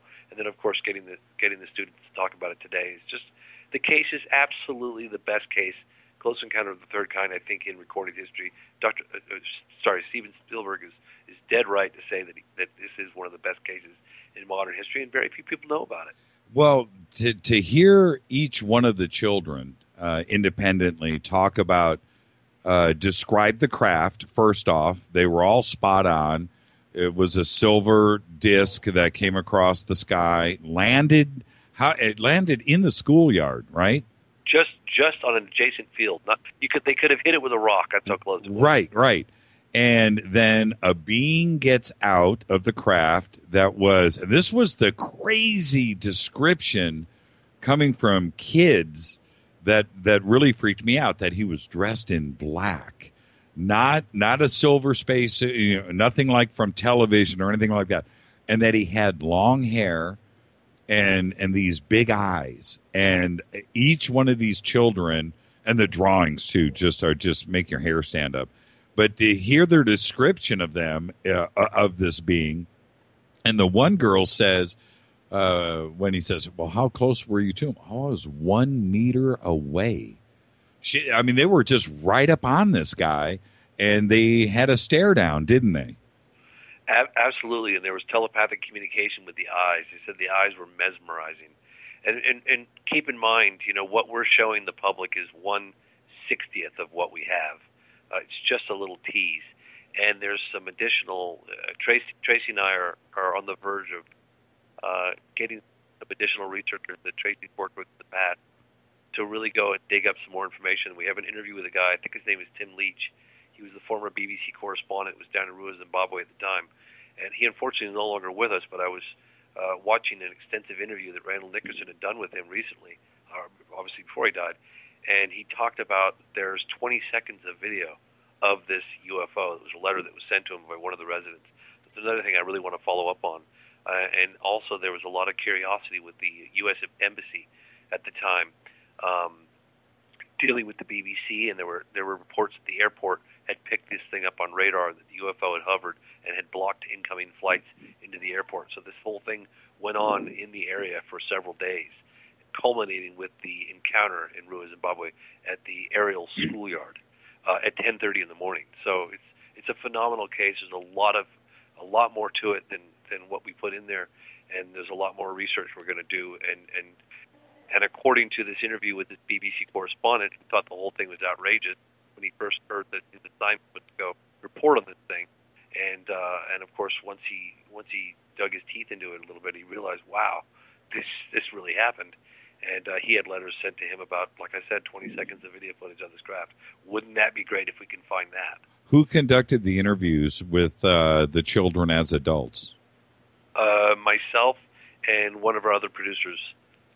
Tracy. And Tracy, you did too, didn't you, Tracy? Yeah, I was going to ask. Tracy, were you there? I really wasn't very familiar with this case at all. I have to give total credit to James on Zimbabwe and also on Virginia Brazil case.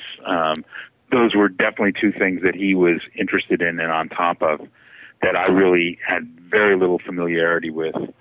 So I've stayed a little bit in the background on those because he's so much more knowledgeable than I am about them. But I agree. It reminded me when the witnesses came back to us as adults and were interviewed by us. It kind of reminded me of some of the work with abductees that I've done in the past because they seemed like really haunted people. They seemed like people that had, totally, experienced something that separated them from the rest of us that they, had struggles to even explain. But it very real, and I got the real sense that they were certainly telling the truth. Yeah, and so as an outsider looking in, the reason why I was asking who was doing the interviews, I was hoping one of you guys was, standing in the background watching this going on and not being the interviewee. In that, how did it hit you? It just must have been a mind-blowing experience to see and hear this testimony 20 years. Wait a minute. Yeah. Are we 20 years later? 20 yeah. years, 20 years. And, how did it make you feel, Tracy, just being the fly on the wall? You said something earlier where you said when you saw this, you wondered why it was not more known in UFO circles. But what I really wonder is why is it not known more in public circles? In other words, right. when an event like this happens, why does it not make bigger news? It just kind of drifts into obscurity. And again, I think that has to do with the way that the journalistic world has really failed to cover this subject. They just miss the boat consistently. Do you think it also because it was Zimbabwe and not Tallahassee? Sure. I'm sure, the remoteness of where it happened and has something to do with that, of course. But just the fact that even the local media in Africa just really didn't get a grasp on this when it first happened, I think that's really unfortunate, and that's, again, one of the reasons why the subject in general is so misunderstood. It just isn't accurately reported. The Mike Wallaces of the world never really got interested in UFOs and went in with 60 Minutes and did some expose on some great UFO case like Rendlesham Forest or something along the line. Right. Why did that not happen? And that we do sort of get into in 701 as well. I'll tell you something that would just makes your stomach turn. What if John Mack didn't go out there? What if that didn't happen? Then there is no Zimbabwe. You know what I mean? Absolutely. You're absolutely right. It kind of freaks you out for a second, doesn't it? Well, I remember when I was turning the rest of the production onto this case, and one of our funders at the time was a complete neophyte in the whole field of ufology. He was very fascinated by it, but he knew nothing of the Rua Zimbabwe case. And when I was telling him, it was almost like he had this incredulous look on his face, like, "Oh, come on. Several discs landed on an adjacent field at a school in Rua, Zimbabwe, please." Just complete disbelief. And I kept saying, "No, I'm telling you, this is a good case. Really?" And having to extract, a lot of money to make this whole thing happen, licensing the material, and flying in the wind today. I mean, we're talking, a lot of money. No, but at the end of the day, everyone was incredibly thrilled that we pulled it off. So, well, what about Westall? I mean, the similarities between the two events are pretty close. Westall, Australia, in Melbourne, almost the exact same situation, the same amount of witnesses, elementary school, disc, multiple witnesses, news involved. Were you guys able to cover that, or not enough time in the film? Well, we have a guy named Bill Chalker who's like a real expert on Australian cases, who is one of the people that, because of scheduling problems, we were not able to get him on camera yet. But I believe we are going to follow up. He's one of our follow-up interviews that we're going to put him on camera. And he actually did reference the same case that you're mentioning. Right. But we haven't had a real chance to look into it, but we will once we interview Bill Chalker. We'll get to the bottom of that. I watched, there's a really good Westall documentary. There's not many. There's only like 2 on YouTube, but there's one that's really, really, really good. Same thing. The similarities, the parallels here are kind of frightening. And they're talking to, the original witnesses that were 5, 6, 7, 8 years old, talking to them today. Now, Westall went down in the 60s. And so those witnesses now are 45, 50 years old. But to hear their testimony today, anyway, I'm serious. I have fallen asleep to that Westall documentary, and the way that it's put together, good dreams follow. It's an amazing case, and the parallels are right there. The same thing. Children tell the truth. They just do, And when you have one after another describing the same thing, and you had the teachers and the administrative staff at the school and all of that eyewitness testimony too as well. So you get the mix of the two, and it's the same thing with Zimbabwe. 2 fascinating cases. I'm glad you're going to get Melbourne in. Westall. Yeah, absolutely. Yes. All right.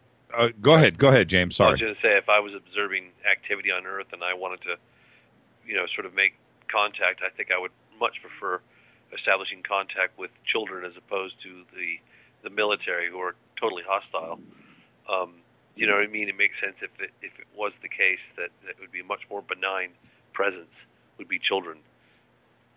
One of the things I wanted to touch upon before we jump into Varginha, Brazil, is what Tracy had talked about earlier with how they are exposing us now. We have all this modern technology, and it appears that, blatantly they're avoiding it and they're aware of it. I get that. But this is the deal. With science trying to convince us, in their research, of parallel universes and 11 dimensions and string theory and all of that, and that's what they're studying. Well, if that is all of that is indeed the case, then certainly we're dealing with an intelligence that knows that too. They're far more advanced than us, and they're quite aware of string theory and parallel universes and parallel timelines and so forth. Well, if that is indeed the case, well then certainly they have the ability to jump in and out of whatever is right next to us, another dimension. And that's probably exactly what you're talking about, Tracy. You're able to just jump out and jump back in, and therefore you don't really see anything fly. You just see something appear and disappear. And you don't have the ability to, by the time you take out your cell phone camera and click on video, it's gone. It's back to where it's... No one should underestimate the fact that mainstream science here on Earth believes that the distances between the stars are simply too great. I hear it all the time. Right. There can be nobody coming here because it would take too long for them to get here. So it's foolish to even think they would try. And I think it's really foolish that we believe that we know all the ways to get around the universe. Absolutely foolish. I think you're absolutely right. There are probably ways of getting around the universe that we can't even imagine yet, where you can instantaneously be one place and then be somewhere else. It may involve interdimensionality, very possibly. But I think we just don't know. And so we haven't really been in space for very long as a race. And, but I think that once you start to get into where they're coming from and why they're coming here, et cetera, that's the slippery slope, because I think that that's the big mystery. We really don't really know the answers to that. Well, I don't think it's a slippery slope at all. And I'll tell you why. We're doing exactly that. We are looking to the stars. We are looking for life. We have Kepler. So many software programs that are detecting wavering light around distant planets and distant stars, so we can look at things in other solar. That's exactly what we're doing. We are searching for life, and we are intrigued with that. So if we are doing it, then how can you stop and think that, or just deny that they wouldn't be doing the exact same thing? End of story. Close the book. If we are doing it, then so are they, and that's it. And they've been doing it a lot longer than we have. It makes sense to me. I mean, I think that's the most likely explanation. So I interviewed Brian Greene, I think 10, 12 years ago for Out of the Blue, and I remember the introduction to get the interview. It was right after he'd done Elegant Universe. Wasn't, hey, I'm making a UFO documentary. Would you be willing to participate? I said something like, do you anticipate us being, as a civilization, restricted in terms of space exploration by the vast distances? And he granted me an interview. But it's very interesting, mainstream science, to talk about the way he was breaking it down, that space fabric is malleable. And he would say, look, you don't think of going from point A to point B. You bend or warp or fold the space-time fabric between the 2 points, like, a wormhole or something. And these were concepts that he was saying, look, just because we don't know how to do it, they're quite positive that this is how it's done.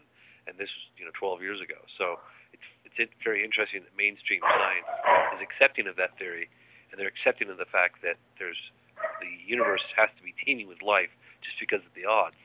And yet, to assume that someone else has figured it out and come here, that's where they kind of draw the line. And that's, to me, it's very short-sighted. It's very I got that beeping once again, gentlemen. It's okay. It's okay. It's the NSA, brother. That's all. It's the NSA, brother. Hey, Tracy, can I ask you about Jacques Vallée for a second? Sure. What was it like working for him? And by the way, I say it every night on the show when I bring up Jacques. He is an alien. I'm convinced of that. I'm convinced. The guy's eyes just absolutely freak me out. What was you know what I'm talking about, too. So yeah. when you look into his eyes, you just go, wow. wow, not of this planet. I'm just kidding. So what was it like working with Jacques? Well, I think that, his intellect is so powerful. He's such a smart guy that it's almost intimidating sometimes. Sure. He speaks English better than I do. Right. And he's born in France. Right. So, he used to sometimes come up with a word in English, and I would say, God, I've never even heard that word. Where'd you get that? But it was a great experience actually working with him. We worked on a film called Messengers of Deception for Universal Studios with Joe Dante as the director, and Robert Weiss, who did Sliders and did all the Naked Gun movies, was one of the producers on it. And that was quite an amazing project. We went out to Area 51 together and nearly got arrested, I think long before most people had heard of Area 51. And then we ended up collaborating on this novel, Fast Walker, together. And it's really a friendship that I treasure because it's always so fascinating to talk to him. I stay in touch with him, and I would say we speak, several times a year. He lives near the Silicon Valley, and I'm in Los Angeles. But it's one of the friendships that I really treasure because I have so much respect for him. He always has a unique viewpoint. He's actually very anti-abduction. Right. And he's also does not believe in the extraterrestrial theory. Right. So we sort of are apart on both of those things. Well, the extraterrestrial theory, and by the way, I want you to tell me the story about Area 51. Well, let's get back to that. But I can see where the original ideas of that, the original theory itself, now it's a little hard to swallow. It is. Now we can accept, we were just talking about the, alternate universes and parallel this and multiple dimensions and folding space. And there's other ways to get here than just, jump in a spaceship and turn the key and drive for 10,000 light years, So I think I'm with them on that. There's other ideas too as well with what Arthur C. Clarke did in the Rama series of books, where they've just built a spaceship large, put robots on it, and then it just goes for a million years, and it ends up where it ends up. So that I can get that too. But okay, so anyway, let's get back to Jacques and you. You guys almost got arrested. Did you bump heads with security? And what happened? It was a fascinating thing that happened, actually. We were doing research for the film. We'd heard about Bob Lazar. So we went up to Las Vegas. This was Robert Weiss from Naked Gun movies, myself, Jacques, and my fiancée, Terry, at the time. The four of us, we went up to Las Vegas. We were told the directions to Area 51. This was back in a time when that had not gotten very much publicity at all. It was sort of a new thing. So 1990? Yeah, okay. Somewhere right around then. Right. We drove in a car out into the middle of the desert. We're passing sign after sign telling us that we're going on government property and we need to turn back and all that kind of stuff. We are ignoring it. We're blasting the radio and just having a good time and not taking it all too seriously. We come over a rise in the road, and all of a sudden there's guys in camouflage with machine guns blocking our path. Surrounding the car. Yeah. And the most amazing part of the story is Bob Weiss, again, was best friends with John Belushi and Dan Aykroyd, and he has a very strong comedy background. So I'll never forget it. The guys with machine guns, very angry-looking guys, are surrounding the car. And some guy shouts at us, "What the hell are you doing? Didn't you see the signs? Where do you think you're going?" And Bob Weiss goes, "We are Portuguese sponge fishermen. We were looking for the Pacific, and we took a wrong turn." And everyone in the car started busting up because it was just such an amazing thing to say, given what was going on. Right. And these guys with machine guns, they didn't think it was funny at all. They didn't even crack a smile or anything. They just got a little bit more angry. I mean, so wow. They surrounded us. They kept us sitting in the desert for the better part of an hour. And then we had to sign these papers that said that we had crossed over into government property and we would never do it again. And when they finally let us go, they followed us all the way back to Rachel, the little town near there. Right. And they followed us the entire way back. And that was our experience of Area 51, almost getting arrested. And I was with Jacques Vallée when it happened, so it was quite a surrealistic event. But I'm just picturing you and Jacques in a holding cell, handcuffed. Somebody's got to make the phone call. But Jacques just said to me the other day, again, the last time I talked to him, which was a few weeks ago, he said, the extraterrestrial, the ETH of hypothesis just does not fit what they're doing. And he said that kind of thing to me before, but I kind of asked him to elaborate, and he basically said, the things that they're reported to be doing when they come here just doesn't strike me as being what extraterrestrials would be doing. Yeah, I watched an interview with him, the doctor. Have you ever seen the old interviews with Dr. Mishlove? Have you guys ever gone and YouTube that? Okay. No, I don't think so. Okay, write that down. Mishlove. Okay. Okay. All right, go watch. He does an interview with, he does another one with Terrence McKenna that is just will floor you. But anyway, this is like the mid-'80s, and Jacques squints his eyes. You know how he does that. He squints his eyes, and he just looks right at him, and he goes, no, that's not what they're doing.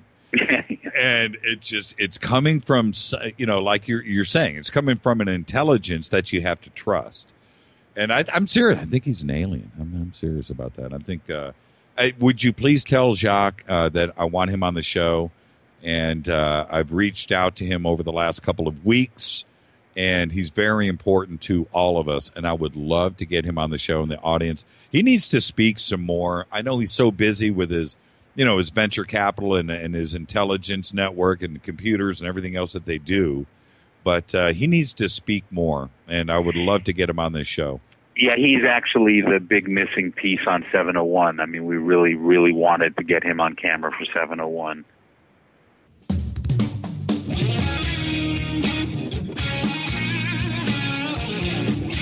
All right, everybody, it's all good.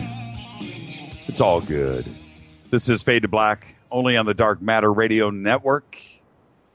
All right. We got a ton of email. Go ahead and shoot me a couple of more, and I will get all of the questions in. I promise. Jimmy at jimmychurchradio.com. Follow us on Twitter at jchurchradio. All right. James, are you back with us? I am right here. Okay. You sound like you're on speakerphone, but... I'm taking it off. Okay. And we've got Tracy. Everybody's back. How are you, Trace? I knew we should never have started talking about Jacques Vallée because strange things always happen. Isn't that bizarre? Yeah. Oh, so yeah, Jacques. I've got. Is it Jacques or Jack? How? It's Jacques. Jacques. Like Jacques Cousteau. So when you talk to him, what do you say to him in public? I mean, how do you call him? You call him JV? No, I just call him Jacques. But he actually has a pretty good sense of humor, and we've had a lot of good times together over the year. It's really a friendship that I actually really treasure. He's such a unique guy. There's one thing I have to ask before we move on and talk about Virginia, which is, and I do have a bunch of email, and I do have to get some of these in, by the way. Is this? Do you think he knows something that we don't?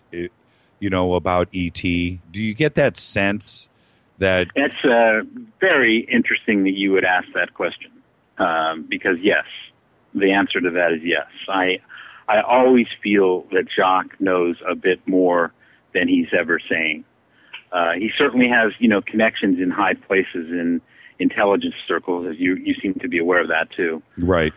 Yes, I think if anybody really knows, other than our source that we use on 701, who certainly seems to know a lot of stuff, Jacques is another guy that I believe has such great connections in high places all over the world that I think that he's very likely to be someone that knows more than what he's really saying. You think we can expect a deathbed confession? Well, I hate to even think of it in those terms, but I know what you're saying. Mm-hmm. I don't know. No, I tend to think Jacques is more someone that would take those type of secrets to his grave, to be honest with you. Oh, don't. You guys have been bumming me out all night. Now this has got to stop. It just, I can tell, and like I said, there's something going on. When you look in his eyes and you're listening to him speak, you know that there's something there, and it's coming from not only intelligence, but there's knowledge. There's something there when it comes to Jacques, and you know he's given you 90%, and we want that other 10%. You know, and I know he knows something. He's a very private person by nature, though. That's another thing about him. You know, I bumped into Jacques with another fairly prominent physicist just a couple of months ago, actually, in Palo Alto, and I was very keen on getting to talk to him. And I brought up my relationship with Tracy and the film 701 project, and he knew of it. Tracy has been contacting him, for the last year or so, right, Tracy, trying to get him to participate in our production, or consultant. And he said, James, look, I'll tell you this. It's not so much a question of what the government knows. The big secret is more of a question of what they don't know. That really stuck to me, the way he said it. Well, and I really, it bothers me when I make the references to Hollywood. But with Close Encounters and Spielberg and Jacques, there, to me, that movie was a message, and I don't think we can deny that. I really, in my bones, and with Hynek too as well involved. It felt like it was so long ago too. Let's think about that. That's 40 years ago. Doesn't seem like it, but it's a long time ago. But that movie had a message to it, and I think it was all based on fact. And I'm not going out on a limb here. I'm talking about who was involved in the picture itself. Oh, look, I was going through an interview that was done with Dr. J.L. Hynek in 1979, and he's so funny. He says, well, if you don't mind terribly of throwing modesty to the wind, I actually... a lot of the work that I did for the United States Air Force, that's what Hynek said. Yeah, a lot of the work I did for the United States Air Force, right down to Dreyfus's face being burned, was all in Project Blue Book files that I investigated, translated over into the film. I think Tracy's talking to one of his dogs. Oh, I'm sorry. I thought I had the phone covered. No, it's okay. But anyway, Hynek had talked about the fact that they had, Spielberg had used cases, flight characteristics, size, shape, except for the big chandelier at the end, the mothership. But right down to the alleged beings and their shape and all that stuff. So he talked about that rather openly in this interview in '79. So I think that Spielberg's way of letting the insider know that a lot of this was based on fact, reality, was to have a cameo appearance of Hynek in the film, smoking a cigar during the Close Encounter of the Third Kind, which coincidentally, Hynek coined. Tracy, I have to throw this out at you, then I'm going to get to some of these questions from the listeners. Do you think, and I ask this a lot of guests, this question, but do you think Spielberg is on the know? Yeah, he seems to. He really enjoys making these films, one after another. 8mm, War of the Worlds, Close Encounters, E.T. Well, I think obviously it's an interest of his.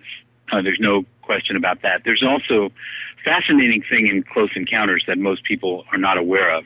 You know how there's that big scene where they keep getting these numbers, and they don't know what the numbers mean. Right. And eventually they get a globe and they realize that the numbers are longitude and latitude. Right. And it's supposed to be a landing site of the aliens, and it ends up being Devil's Tower, Wyoming. Well, if you look at the numbers that are on the screen in the movie, it's not even Wyoming. It's New Mexico. And I always wondered if that was some kind of a secret subliminal message that somebody in the know was sending to the world.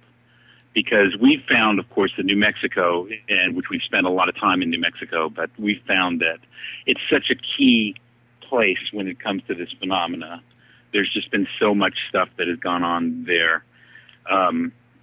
Roswell, obviously, is one example, but can you imagine that in Close Encounters they got the numbers wrong? Yeah, right.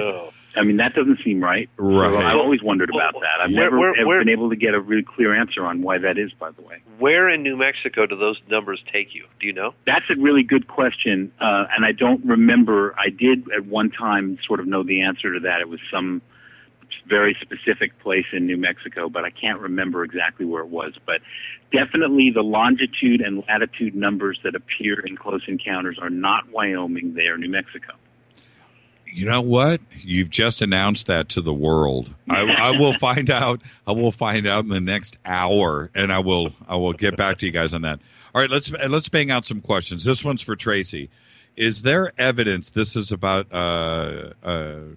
Star Trek: The Next Generation. Is there any evidence that you know of that Gene Roddenberry was read in on the subject of ETs in the same way that many believe Steven Spielberg and Chris Carter of the X-Files and Roland Emmerich must have been? Well, this is a very, very disappointing answer because this is something that I have talked about at Star Trek conventions and other things like that. Gene Roddenberry was one of the most anti-UFO guys you will ever meet in your life. He was an absolutely angrily skeptical about the whole subject. He was very mad at me for doing a movie about Travis Walton. He read me the Riot Act about how that story was nonsense and the whole subject is nonsense and these things are only seen at 3 a.m. by drunken farmers in Nebraska. They're never seen by pilots. They're never seen by astronomers. Now, a lot of Star Trek people, when I've told this story, they have real trouble believing me because it's really disturbing to them in a lot of ways that Roddenberry would be so anti-UFO. But he was one of the most anti-UFO guys you'll ever meet in your life. Very surprising, I'm sure, to many people. Wow.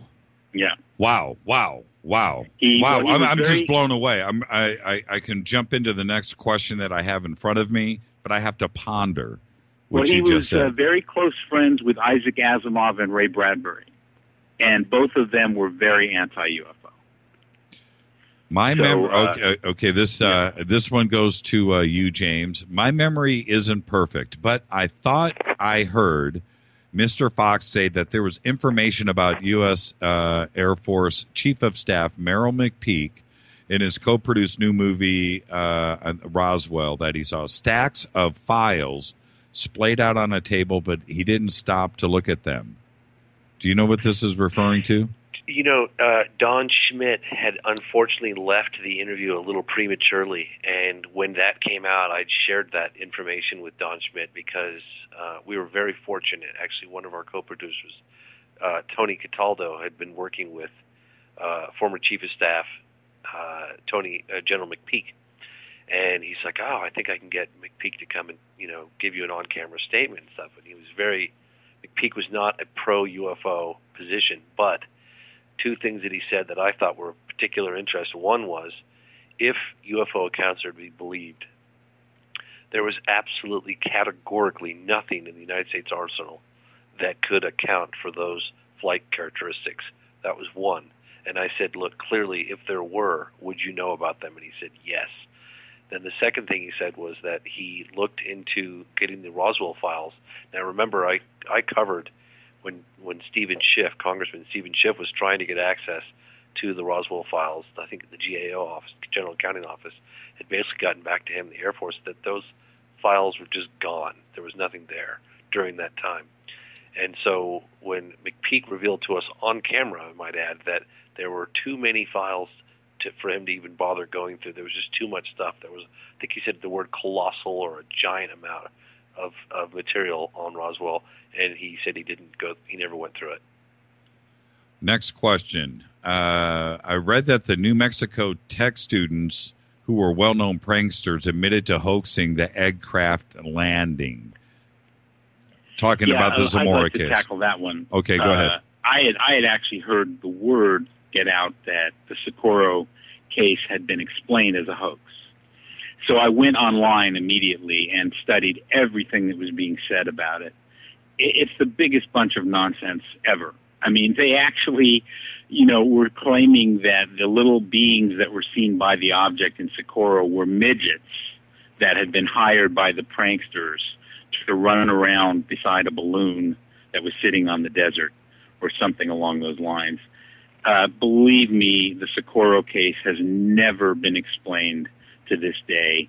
And all of the stories that came out that these New Mexico Tech students had hoaxed it, in my personal opinion, it's absolute nonsense. It's garbage. I could not agree with Tracy more on this one, by the way. Yeah. Well, it's not it's only a hoax when somebody's been busted. You know what I mean? Yes. But when you looked into the machinations of this supposed hoax and how it was supposedly done, I remember reading it online and coming away and thinking, are they kidding? Is this all they have? Because they don't have much of anything. No, it was not a hoax. How did they say that they hoaxed it?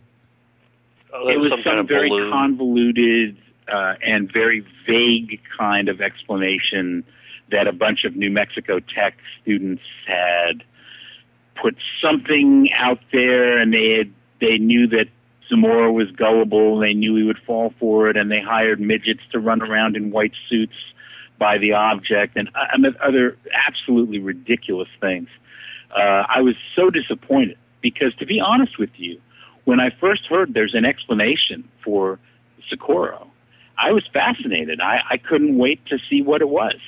And I was so thoroughly unimpressed by what I read, at least on the internet, that I hope that nobody would fall for this stuff. Here's another question. What do you think about the burst of multiple alien races coming out of the woodwork? Well, I'll quickly jump on that. Maybe James has something to say, but I think this is part of the great disinformation that is involved with ufology. The idea that anybody knows who these alien races are, where they're coming from, they come from 12 different solar systems and from this galaxy or whatever, I think you can take it to the bank. It's disinformation. It is not real. Nobody knows. Nobody knows where these things are coming from, and nobody knows why they're here. And when you meet somebody who has all the answers, and that's kind of getting back into my Stephen Greer category here, I'm very, very skeptical of them. I think they are doing a real disservice to the subject. Okay, I just got the coordinates answer. Do you want it? Sure. Yes. That didn't take long, did it? No. Fort Collins, Colorado. Well, that's something I've never heard before. Yeah, I was always told it was New Mexico. It's close to Stage, Colorado, east of Fort Collins. Just came in. Interesting. Well, hey, that's the first answer. Okay, but that's still not Devil's Tower. No, that's not Devil's Tower, Wyoming. But that isn't Fort Collins. Isn't that close to the Air Force Academy? In Colorado Springs. Oh, yeah. no, or is Fort Collins? No, Fort Collins is in Denver. Okay, everybody's listening. We're going to get the answers here in a second. They'll come flying in. All right, James, I think we all want the answer to this. This is coming in from Rick. He says, please ask James what happened to the show Chasing UFOs. He makes another comment here. You know what? I'm just going to read it. I don't want to edit. I don't like to censor. It struck me that the network was using his reputation combined with Aaron Ryder's hot factor, combined with her being on Destination Truth to sell an adventure show. And he says, P.S. I follow him on Facebook. Please wish him congratulations on his beautiful baby. By the way, those are some of the greatest baby pictures ever in the history of Facebook. Well done. Oh, yeah, congratulations. Rebecca, my fiance, is a wonderful photographer. She's the one, Rebecca Kaufman. She's the one that designed the website as well. And so I'll definitely pass that information on to her. She'll be very, very happy to hear that. Okay. I'm a dad. I see stuff like that, and I'm just like, man, I want to have another kid. You know, I really do. Or I see a puppy, and it's just like, okay, we can add another one to the house. You know, I'm just like that. I'm a softie. Okay, so what happened to the show, and was it Aaron Ryder's hot factor?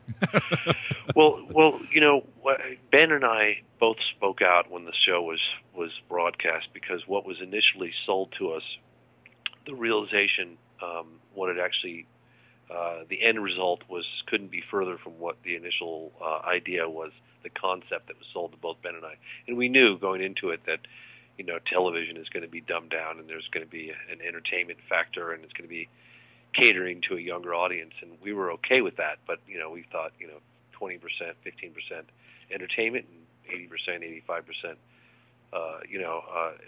information, good, solid information, but it turned out to be exactly the opposite. So we spoke out against it, and it was a learning experience. I got to make some great contacts. I got a trip, got to do a lot of research on the Virginia case, on the expense of National Geographic, which was great, and meet some interesting people along the way. And so I came out the other end a better person, but definitely my reputation took a hit, no question about it. With did they? You didn't pitch the network; they approached you about the show.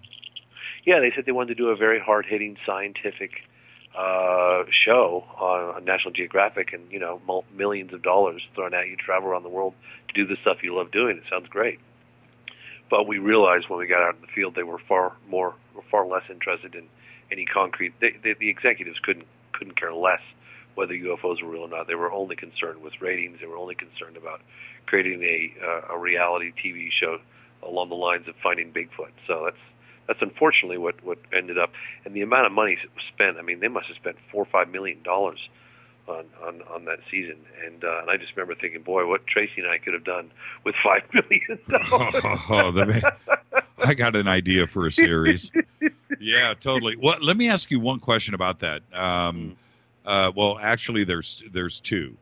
But there was one show, I can't remember where you guys were, but there was a shot that you guys captured, and it was like a ring of lights that just appeared for a second, and it looked like it looked like a saucer with a ring of lights that lit up around it. What was that? That was a total anomaly.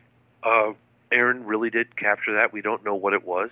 That was one of the things that bothered me about the show, is that we would say we do follow-up analysis work with stuff that we'd shot, or analysis from landing sites. The Roswell, we found bits of debris out at Roswell with one of the geologists, Frank Kimbler. I mean, that guy's a serious geologist. I mean, that guy put in, days and days and days and days and days sifting through animal burrows and ant hills and areas of runoff very methodically to find, look, he said, I don't care how thorough the Air Force was, whatever crashed here, there's going to be residual stuff found. And we actually found some of that stuff when we were out there with Frank Kimbler. We never even had the stuff analyzed. The footage that Aaron Ryder had captured that one night, we didn't have analyzed. I mean, we really were out there at night with wild boars and all that crazy stuff, which was kind of silly, actually, but we really were out there. And there were a few times when they caught some really interesting things on camera. I remember David West, who's a wonderful, brilliant photographer for National Geographic, with this $20,000 lens. I mean, maybe it was more than that. I mean, I remember they had to get special permission with National Geographic. The thing was huge. It took 2 people to carry the thing and a special tripod. But he caught stuff on camera with that we never had analyzed either. So, hard to say. Didn't you guys? It's kind of frustrating. I could be wrong, but didn't you guys find like a button or something from the Army? What? Yes. That was me that found it, and I can't say this definitively, but I think someone from production planted it there earlier in the day. No one has admitted that to me, but that's what I believe. Have you ever said that in public? Is this? No, are you saying this for the first time? I think so. Yeah. Okay, send all email to James Fox. They did it really well. I mean, they did it. They must have done it earlier in the day, and there was like a permafrost, almost like frozen over. So when I broke through the ice, and something picked up on the metal detector, it actually broke through, and I had one of the cameramen right there with me while I did it. I remember seeing it. Were you guided? Convincing. Were you guided to it in a weird way? We were in the area. That's what caught my later on. A, the button was from 48. I personally looked into it. The button was from a year later, which that was kind of a killer to me. Right. B, we were kind of lured to this general area, and that's when my thing went off. And it was very exciting. I was absolutely convinced that I'd found it legitimately. And I did find it legitimately. But I later came to think that it was possibly planted there, but I never nobody ever admitted it to me. I just suspected that it was. Man, you were messed with on that show. Yeah, I really was. Yeah, unfortunately, but live and learn is what I can say. And so why wasn't it when they dump all of that movie into one when they dump all of that money into one season, why not continue? I mean, well, it's really funny because we spoke out against it. It got published in the Huffington Post, and the execs were furious. I remember them calling the production company, which I'll leave their name out, and then the production company followed up with a call with me, and he was screaming at me down the phone line. And I said to him, I'll never forget it, I was driving down Sunset Boulevard with my dear friend Jeff. I had it on speakerphone, and Jeff's like cringing in the passenger seat. And then I said, okay, are you done now? Now let me tell you why I'm angry. And I went through a whole slew of things that really pissed me off about the show. And don't think I ever really spoke to him again. And then I remember when National Geographic wanted to do some damage control, Ben refused, who's the scientist on there. He refused, and he said, to be quite honest with the execs, I don't think I'm coming back. Wow. Yeah, it was pretty. When you do something like that, James, and I'm sure Tracy's got a comment on this too as well, but when you close a door like that, is it permanently closed with television? I'm sure. I'm pretty sure that anyone who speaks out on their own show against it as harshly as we did, it's definitely, But I mean, to be honest with you, if I ever did another TV show, it would be under my terms. Otherwise, it's just not worth. I mean, it's just not worth it. What about one last question about chasing UFOs? Aside from the one object that I was talking about, that Aaron shot, which was pretty incredible. I got to admit that piece of video. No, that was pretty impressive. That was pretty impressive. I was impressed that night in the field. Did you guys shoot anything else, either that didn't get on camera or did? Was there anything else that you walk away from going, man, that was really cool? We went out to the Travis Walton site, and one of the things, Tracy, did you ever go to? I'm sure you did, Tracy. You went out to the site, right? Oh, absolutely, yeah. Yeah. I couldn't believe, we went out there in the dead of winter. I couldn't believe how remote that was, even by today's standards. It really is. Yeah. Middle of nowhere. And one of the things that really upset me was that National Geographic made a promise, production company, to Travis Walton, that if he was going to participate in this particular episode, Travis in return wanted to find out at the epicenter of where he saw this craft, there was this anomalous tree growth rings in the area. So he wanted to take a baseline study and then find as the trees got further and further away from the epicenter, the same type of tree with the same water, same soil, that sort of thing, if that anomalous tree growth would be consistent in the immediate area, and you can clearly see the rings right at the time of the sighting. Just they go from the 30 times accelerated tree growth, and then after 10 years it slows back down again. And he wanted to have some analysis work done and get to the root of that. What was it caused by? And that was one thing that we made a promise to him. We never did, but that was very frustrating. But there was, as I was telling you earlier, David West, who's an incredible photographer, cinematographer, who got some really cool high-res, stable shots of anomalous things in the sky with this incredible, powerful telescopic lens and a really high-end camera, and nothing was ever done with it. Unbelievable. Oh, hey, Tracy just came in. Just double-check the GPS coordinates. Yes, it is east of Fort Collins, Colorado. Well, you would think in the movie, because it's such a key moment in the movie, where they actually do some detective work and find out what those numbers mean. And somebody says, I'm a map maker, it's longitude and latitude. Right. How could they get it wrong? I mean, how in the world, let's say that it's Fort Collins, Colorado, or that it's New Mexico, which is what I was always told in the past. I mean, that's not even very close to Wyoming. Nancy Burns just tweeted, I got to read this out to you guys. She says, Nancy's the best. She said, did you hear how John Teeter used the phrase fade to black? I think Jimmy is John Teeter. This explains it all. Nancy and Bill Burns, those two stir so many, always causing trouble. The both of them. Okay, one last question, and by the way, thank you both. We have just scratched the surface tonight, and I can't wait to get you both back on, and we'll do that very soon. But going back to McPeak, is that interview in the movie? Yes, we have an interview with McPeak in the movie, although we haven't done a final edit yet, of course. But we certainly do have I would say a 45-minute interview with General McPeak. Unbelievable. Yeah. What do you guys do? He's not a pro-UFO guy, but he did say some things that James especially pointed out that were, intriguing. Well, I say this, and I really mean this. Nobody from the military, nobody from Washington, D.C., nobody at all ever will be pro-UFO. They can't. Mm-hmm. They just can't. They can't. They won't.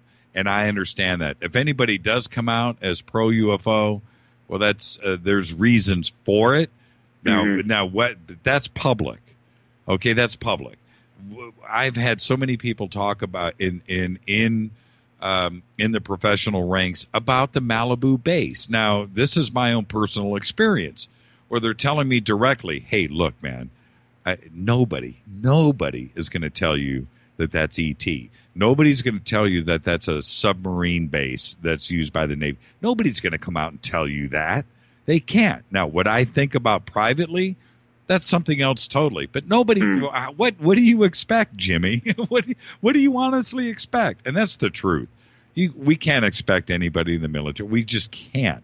Now, what they're going to tell you off the record, or what they really believe, or what they've really witnessed, that's totally something different. But as far as going out there in a public sense, no, and we can't expect anything different. Hopefully, it's going to change. But honestly, what do we expect? Very true. Thank you, guys. Thank you both. We've got a lot Thank you, Jimmy. Yeah, thank you. We've got a lot of talking that we do have to do off of the air, and I will follow up with both of you over the next couple of days. All right? Thanks very much. Thank you so much for having us on. Absolutely. James, much respect. Tracy, much respect. And also, we'll talk about this Nick Menza thing, and that is a week from yesterday. It will be this Tuesday. So we'll talk about all of that tomorrow. You guys have a great, safe night. Thanks very much, Jimmy. So much, Thank you. All Bye-bye. the best. Pleasure's all ours. Thank you, guys. Wow. I've got time for, you know what? I'm going to say this out loud. Listen, I'm going to say this out loud. Okay? Dino, call in right now. Dino, I've been watching you call all night. There was a bunch of calls lined up. We don't have any time. I've got 5 minutes. So, Dino, call in. And I know it was probably a question for those guys, but we had all the lines tied up here, and I couldn't take anything. So, anyway, thank you. And that's what I'm talking about. What? I know you guys are jealous. It was me. But, again, the interview would have been that with anybody sitting here at this microphone. Those are two of my favorites. Jacques Vallée. That's what I'm talking about. I'm going to take a quick break. Let me flip some switches here. Oh, here's Dino. All right, let's get Dino in. It's we'll make Dino the closer tonight. Dino, how are you tonight, sir? I'm much better, thank you. I wanted to ask them. We're a family here of people that are skeptical of the truth. And it's too bad you knocked him off, because when I talked to Travis Walton years ago, he mentioned that movie, Fire in the Sky, was just Hollywood, right? Right. Yeah, he said the same thing on this show too, Dino. You remember? He did. So I wasn't trying to start a fight, but what I wanted to tell Tracy and James is our community, our family here would like to support this. And it doesn't matter that 85%, of cases or 90% might be phony. They believe that. I mean, Colin Andrews said that about crop circles years ago. Right. The point is, I personally, and maybe a lot of our listeners, I don't want to see another Blair Witch Project. And I don't want to hear, like Travis told me, that they didn't probe him with needles and the aliens didn't look like that. I don't want them to go over Hollywood on this and try to dumb it down, as one of our tweeters said. And I just hope, and I fully understand how hard it is to make a living in Hollywood and how important it is to make a profit on your film, but I hope they keep their integrity and keep it less of a drama or a Blair Witch type of show and more of a documentary. Well, have you seen the clips that they published online? Did you go over to 701themovie.com? Yeah. Yes, I was able to look at one of them, and I liked what I saw. I think the one with the kids, and I agree that it reminds me of the Australian affair. Totally. And so I just hope that I just hate seeing these movies come out, and then people that I talk to that I'm trying to convince or to get into researching this subject, if you dumb it down or you do something dumb on a film, people go, oh, and then they relate to it for 20 years. Oh, that's like that dumb film Spielberg did or something. Yeah. I hear you. The thing is, and I think you can tell, I think everybody could tell that we know a lot about James Fox, and he has done some of the best documentaries out there. I'm not saying it because he was a guest on the show. I would recommend anybody to see Out of the Blue. I think Out of the Blue is one of the films that everybody should just go and just check out. It's really, really, really well done. But James takes it very serious. But Tracy comes from a completely different background. Yeah, you can throw fire in the sky in there. I get that, and you can see the connection. But Tracy really, really believes in the message, and you can hear that with the way that he's speaking tonight. He comes from a background of knowledge when it comes to ufology. He really knows what he's talking about. And for him to turn around and expose James to a couple of different cases that he wanted in the movie, and James had to go, you have to step back and respect Tracy for his knowledge. And I think he really cares about what's going on. When you look at the way that they've put 701 together, look at those four clips that they have on the website, then you can see they did not gloss over on this to chase down and to get together what they have, and with this witness testimony is astounding. And this isn't the same old stuff, regurgitated, reheated, and microwaved and then sent back to us. That's not what's going on in 701. I think it's really, I hope really that I can support that movie with my dollar, and I hope they can get you Dan Aykroyd and this Jacques Vallée guy. I've been looking for him too. Get him on the show. I'm looking at Ken's. Ken Lipson just tweeted about What the Bleep was half fiction. Remember What the Bleep Do We Know? That was half fiction, half documentary, and it was put together pretty well. I think you can do it. I think the approach of it. Look, this is the thing. Hardcore documentaries, whatever it's about, whether it's music or it's fracking for natural gas, whatever the documentary is, water is, you have to be interested in that subject to get knee deep into a documentary. Mm-hmm. But their approach is to get this to the masses, to get it out there, to have wide distribution on the film. And the only way to do that is to approach it like this, where you've got real cases, real interviews, real eyewitness testimony, and blend that in with a story that is interesting for everybody else, and to spin a little bit of Hollywood into it so it gets the mass distribution. Also DVD and Netflix and everything else that you have to look at. Yeah. So, it makes sense to me. I really, really think it's amazing. That Zimbabwe case, and also Virginia, too, as well. Virginia is a case in Brazil that we know a little bit more about, but the Zimbabwe case is something that I think is going to freak a lot of people out, and that is really well documented. Thank goodness Mac went down there and captured what he captured and got everybody's names, and it was preserved. Like I said during the show tonight, just imagine if Mac didn't do that. wow, well, we would have just it's been. It's a good thing. It's yeah. a good thing. And I just hope that would be really an interesting thing if the movie came out and then we got the truth about the Malibu underwater anomaly there all at the same time. Maybe we would have some disclosure. Yeah, I wonder if we're too late for that. I'll talk to those guys tomorrow. That's a fascinating point. I didn't even think about that.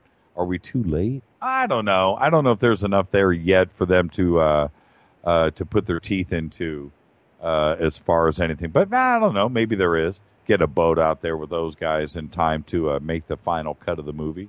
Oh, that's interesting. They have connections. But again, I'm glad you're keeping it more close to the vest. We all wait with anticipation to find out what you discover there, and then just blast it everywhere, and we'll help you. All the family here will get it out across the country and the world. You know, it's kind of fun, though, when you think about that in those terms, Dino. You know, this is just a family, and we've all gone through this together. Well, it's a rather large family now, but we've all gone through this together. It started back in May, and I feel like everybody is involved, and everybody's talking. Am I making sense when I say it like that? You know, we've all watched it unfold together. It's totally fun. All right, Dino, I got to roll credits and get out of here, brother. Have a good night. I'll be listening tomorrow night. I'll get enough rest. Don't get sick after all this activity. Good night. It's all good. Thank you, Dino. All right. Let's roll on out of here. What's coming up next, Keith? Hey, Keith, you said it was producer's choice tonight. What's going on? I'm waiting for you. Expanded Perspectives is coming up next on Dark Matter Radio Network. Special thanks to Keith Rowland and Art Bell. Fade to Black's executive producer is Rita Kamarian. Show is produced by Hilton J. Palm and Mark D. Kovar. The announcers are Steve Harder and Mark D. Kovar. The music is this guy, Doug Aldrich. Somebody tweeted earlier, Jimmy, who were you playing when it went down? It was playing Doug Aldrich. I'm watching this. Go Beckley Tepe. You guys are too much. Intro is performed by Space Boy. Fade to Black is produced by KJCR for the Dark Matter Radio Network. I'm your host, Jimmy Church. Tomorrow night, fasten your seatbelts, phone the neighbors, wake the kids. It is Call-In Thursday, the highlight of my week. Thank you to James Fox and Tracy Torme. That was amazing. And I'll see you guys tomorrow. Be safe. See ya.